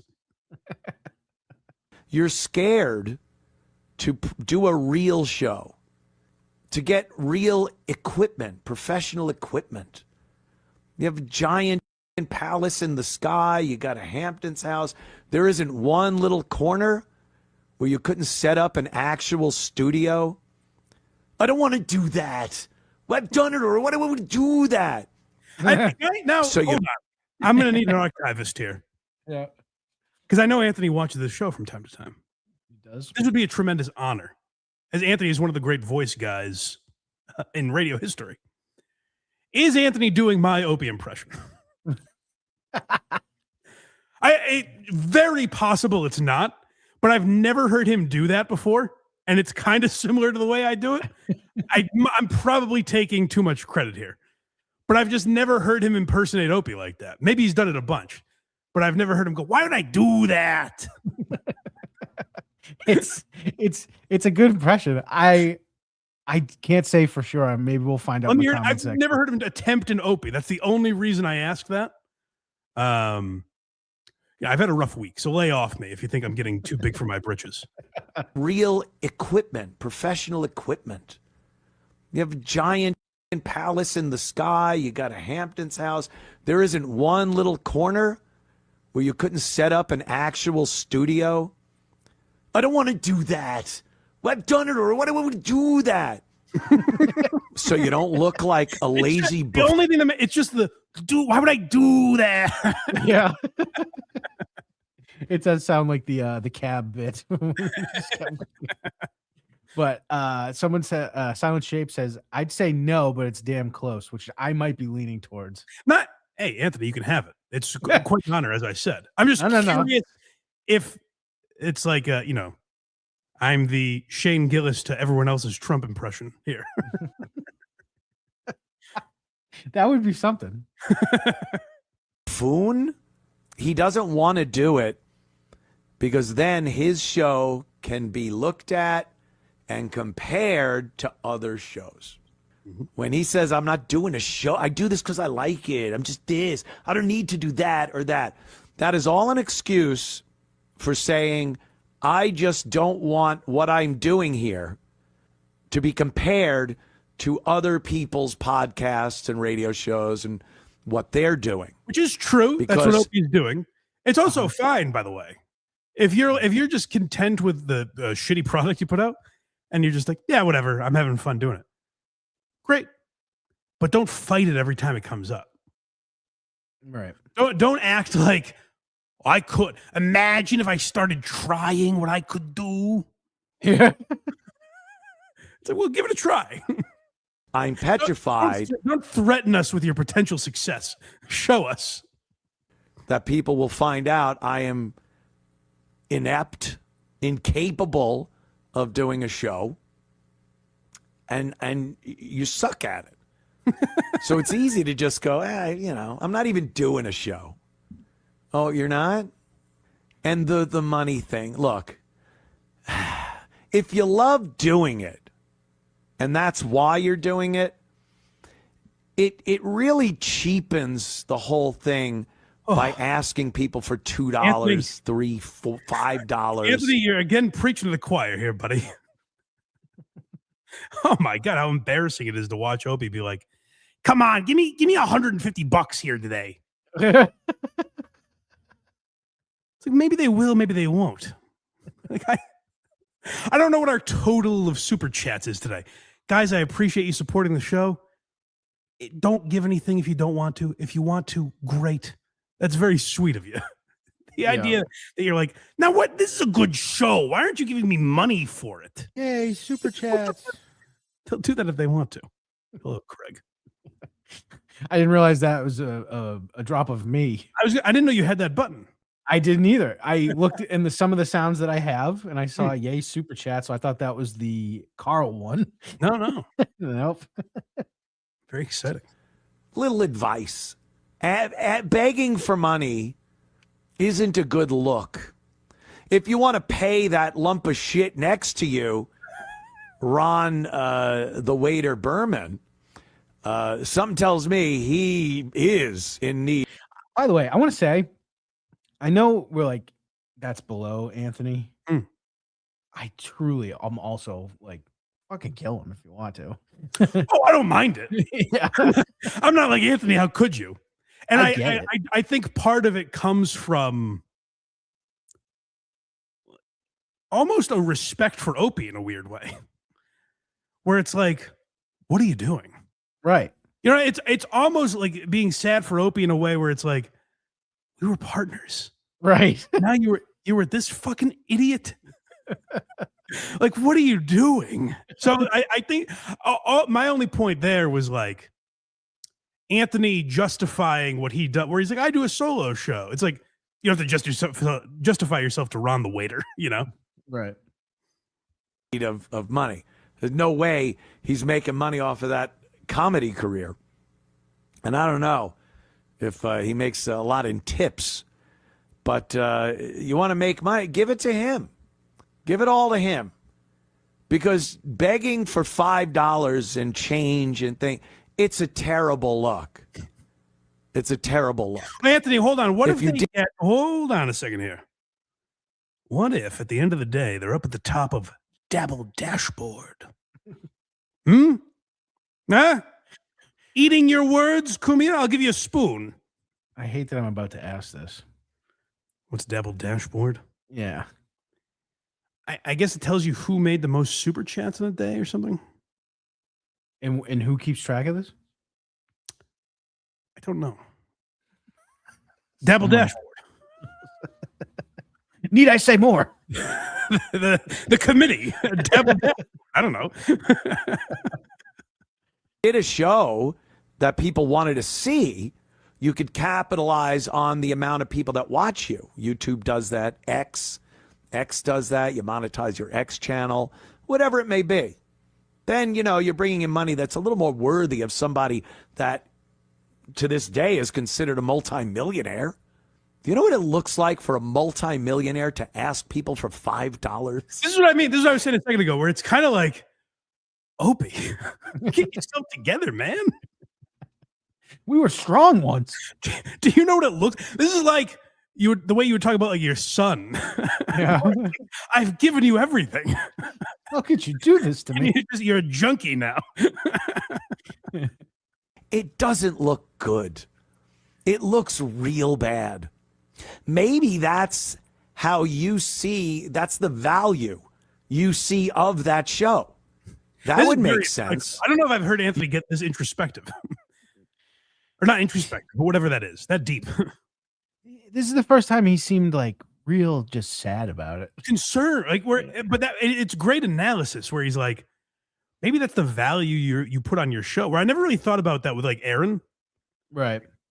It's like he's putting that as worth on his show. I guess I have thought about it because we talk about him being like, I think we did a good show today. Why aren't you paying me? But like, that's the monetary value you put on your show. And so if you're saying my show is worth this amount of dollars, then you only feel like you're doing a $5 show or $150 show or whatever the fuck. Right. It's like shoot for the stars, man. No one has to know what the amount you value your show at in your head. Shoot for millions. Opie, dig deep. It's in there. You've done it before. Do it again. You put on a show that is worth $5. There you go. My show is worth $5. So when someone sends me $5, mission accomplished. Or you could have a show that is worth thousands of dollars, tens of thousands, hundreds of thousands, whatever it is. But you know, Mr. Hughes, and for the record, you know what you do on a daily basis isn't worth more than $5. And I can only imagine that's the only reason you're comfortable accepting $5 super chats from people. I'm giving them exactly what they're paying me to give them. And it is like, to keep the Mad Men analogy going, since I've been rewatching, it's like if Don Draper was walking down the street and saw Roger Sterling begging for money. He'd be like, what are you doing? Why are you here? Hold yourself. We get the last one here, which is toxic. Oh, yeah. So Opie always says, I'm trying to get the toxic people out of my life. And one of those toxic people was Anthony. And Anthony has a message, and I think Opie is probably not the only one who could get something out of this message. I think it's very important for a lot of people to hear this, if they're still listening, which they probably shouldn't be. But, you know, perk your ears up and maybe get this through your head, folks, Opie in particular. The toxic person responsible for everyone having an issue with you and for your incredibly low viewership, even though you were on one of the most popular radio shows in the history of radio. Okay, that part doesn't apply to everyone. The most popular. You get it. You don't think? All right. That's not a universal example, but you get my point. But it's absolutely one of the most popular radio shows that have ever been. 12 people watch you after that? I know it's been a few years. I get it. But you really have to do some soul searching to say, what happened? What happened to the audience of thousands, tens of thousands, millions with the O&A show? What happened to that audience? And why do two guys that were on the same show as me still have an audience, but I don't? In the past, Greg has said it's because me, Anthony Cumia, had somehow alienated the listeners from Greg. I would kill for that type of power. Svengali, some type of hypnotist or a cult leader. How would I do that? I have a feeling, I hope I don't. I have a feeling I may be reading some type of accusation similar to that later. Could be. And it's like, hey, maybe people agree with Anthony. Maybe some of the points that Anthony makes, people agree with. Maybe some people came to that conclusion on their own. Maybe some people thought that before Anthony ever even opened his mouth about it. And Anthony just said, you know what? It's sad to say, but you guys are right. So continue, Anthony, because I think this is good advice for a lot of people. Let me tell you what happens if someone is well liked and people watch that person because they like what the person puts out there. If you just say that person sucks, the audience is going to go, no. Yes. I watch, I listen, they don't suck. Maybe you suck. Maybe fuck you. Yes. That's what happens. Correct. Nothing has prohibited people from saying fuck Anthony. Believe me. Go to Reddit. Well, it doesn't exist anymore, but back in the day. A war zone. So if you were well liked and talented and people were compelled to watch what you're putting out, and I just came up and went, he sucks, fuck him. Don't watch him. They would go, no, I like it. I watch it. I enjoy. But if you do suck and no one is watching you, and then you have to come up with some reason for that, then it's easy to say that I am the one that alienated an entire audience of potentially millions of people that listen to the O&A show. I somehow had the power 8,000 to persuade them to just not listen to you. Do you see how ridiculous that sounds? Does, right? Yeah. Powerful. You know, Anthony, my dad doesn't reach out to give me advice, so I appreciate you kind of taking that role because I needed that. I needed to hear that this week. I appreciate that. Yeah, like Opie's a perpetual victim, and nothing's ever his fault. And he brushes up against it once in a while. And I even here's what's weird. Opie's been on a tear lately. I've heard Carl play clips where Opie is like, "Oh, fuck Jim Norton. He's such a vindictive guy. If he could have just shut his mouth and done a show with me." I swear, the last interaction they had was when Ozzy died, and they had a nice Twitter exchange about it. They did. And Jim was very complimentary of Opie. He was. And that's it. What happened between then and now where Opie's like, fuck him? Well, Opie can't listen to his own voice and just leave it alone. Yeah, leave it alone. Leave it alone. Leave it alone. Well, that echoes through all of our heads today, you know? Hopefully everyone's leaving it alone. Got a couple super chats here. Okay. What do you want to do here? Should we save Joe Matarese? That's up to you. You can do it? I can if you want. You got time? I'm not taking up too much of your day. No. I talked about how much I respect you at the beginning of this, so I gotta follow through with that now. No, if I had a thing, I'd have been like, hey, I have a hard out. This would have been a great day. Casey Day could have put nudes of my mom and girlfriend in the intro, and I would have had to be like, you guys, you're the best.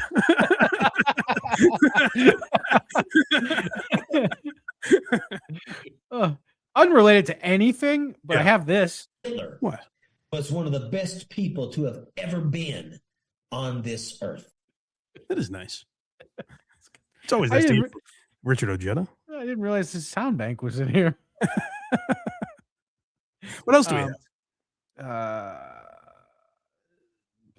Pays his rent with his Patreon. What's an old? We never found out who that was. Just some was, hero questioning Kevin Clancy. That's right. I forgot. All right, thank you for saying that because I honestly forgot what show that was from. Yeah, it was when Kevin. Imagine how childish this would have to be to think. It was when the Legion of Skanks. I'm sorry, Kevin Clancy interviewed Nikki Glaser. Yes, being like, "Hey, girl, I can't believe them dogs did that to you like that. They did you dirty." He was for some reason using his black scent while hitting on Nikki Glaser. That's right. And I tweeted up the clip and it was like, boy, he threw the Legion of Skanks under the fucking bus. And Lewis saw that and they made fun of him. And Kevin's instinct was to be like, Mike told on me. That's right. You did it on a show way more popular than mine. That is, oh man, that was a long time ago. That was like beginning of the show. Hey, some people use that, Yeah. Use that baby logic. Josh 088, $2. Crackamico did a freestyle on Mike last night live. Oh, so that's what that was, right? Yeah. Obviously at the beginning. Yeah. Does he know it was me or does he think it was the other blind Mike? No, he knows it was you. Oh, I'll have to go back and watch that. There's more to it. I think something's being made out of it by someone who's not here. And What's funny, Casey Day sent me the link and I was like, oh, I'll get to that. And I just didn't have time. He was on kind of late and I just didn't have time to watch it. Yeah. I didn't realize. Oh, I'm being conspired against now. You guys are trying to take me down. It was nothing bad. I was hoping it was gonna be. Oh, it is bad. I'm sure they hate me. Everybody fucking hates me. It's bad. All right. 1995 Gil, $5. Leave DJE, my girlfriend, alone. Not familiar. You got it, boss. What do you want to do here? If you got time, I guess it's a shorter of all our Meta Reese stuff. It's a shorter one. You don't agree? I don't think so. Okay, you know what? You know what? Maybe I'll save it. I don't mind doing it. I don't want anyone to think I'm telling the show to end here. Craig would never do that. He's a great man. I would do that, but this is not one of those times. Well, let me spitball with you here. Yeah. Because I'm a little tired. Oh, I got an idea. Had a long weekend. Mm-hmm. What? You're going to suggest Tuesday. I am, yeah. Are you around? I believe so. I will have a heart out on Tuesday, though. Is there a day you won't have a heart out? Well, if it's just Matt Reese, it's not going to be. Well, here's why I'm throwing this at you, pal. Oh, gotcha. I'm not going to be around Sunday. I've been run off the internet. I'm too scared to do a show next week. Thursday. At what time? 1. Are you leaving Thursday? Is that the issue? No, we might be able to make that work. Okay. Or nighttime could probably work. Of a different day? Yeah. Okay. We'll be in talks. We'll figure it out. It'll get done. Yeah, because we have to do a show so we can release that Sunday, and then we can hold the EDP stuff till all the blocks get clear. Because there's a week next month where I won't be around either. A lot of weddings to go to. Wedding season. Oh, must be nice when you go to those. Oh, it's a delight.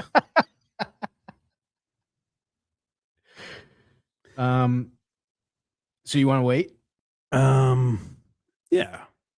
Yeah, I'm tired. Okay. I got an email burning a hole in my pocket. Yeah, it's right. It's probably. I got to address. Yeah. Yeah. All right. Well, we had a fun day, huh? Yeah. You're going to abide by all my rules that I set? Because that was for you at the beginning. That's right. Okay, good. I hope Casey Day does too. Casey Day, speaking of, Unboxing Eric will continue solo this week. So everyone pay attention for that. Nice. And genuinely, like I said, Casey Day is part of the family. If you don't support Casey Day, you don't get this show. I would say he's been through plenty too. So go easy on the boy. That's right. But Casey Day has shown extreme loyalty, unlike other people, where I genuinely admire how he has handled some stuff going on, and I really appreciate it. That's right. So he's been very cool to me, and he probably will not take applause for that because he's a man of high character. We'll give it to him anyways. But yeah, so go watch that. HackRideStudios.com. Eric the actor unboxing. Yeah. I don't have a date, or else I would tell you, but he said it's this week. Also, there is a Brendan Schaub 90-minute animated movie coming out at some point that he finally got around to making. Okay, nice. I think he had help with that. I think it was Yeah. Anything on the stove? Nothing's on the stove. People are like, oh, what's going on? I'm like, it's fucking hot. So just having ovens running all the time. That's good. People are like, hey, we like your content. You're like, what the fuck do you want from me? It's coming. It's warm. There's the shit going on. That's a good attitude to have. Hey, Craig, we really like your stuff. Shut the fuck up. Everyone fucking hates my show. Yeah, you should be grateful that people are asking for your show instead of saying, please stop. Please, for the love of God. Because sometimes that happens. A podcaster will do a podcast over and over again, and people are like, please. Go away. For your own good, stop doing this. Yeah. So that's where we stand. I appreciate those of you who have supported the show, both today and over the years. Genuinely. I am very grateful for all those people. And there are some weeks that you think about that more than others, but I do always appreciate it. And Craig and genuinely, as much as I'm kidding around, I appreciate everything that Craig and Casey do for the program. Also, a gentleman named Robert Tamburo, who's been cutting clips for me. With clips, YouTube Shorts and Instagram Reels going up. He's been helping me with that. And it's nice to have someone who watches the show do that. It's kind of cool. So I appreciate all of that. And I don't know. Anything else before we get out of here? We'll see you Tuesday with a bonus episode. That's right. That's it.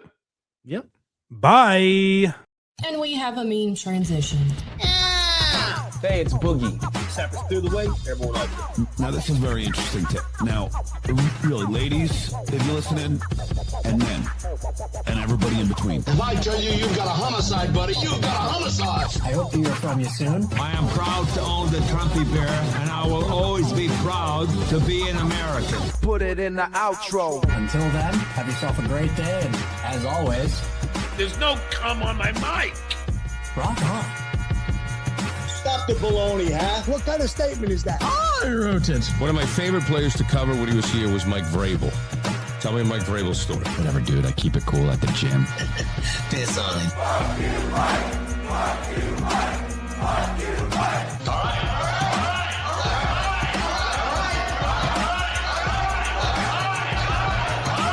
Stop! My belly hurts. My dad was in the military. Can you please kindly F off, please? If a person is on a bridge threatening to jump, how do we know that he wants help? Okay, I hope nothing bad happened. Money, money, money, money, money, money, money, money, money, money, money, money, money. Fuck, please.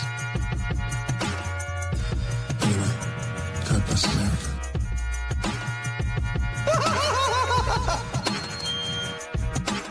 Put it in the outro.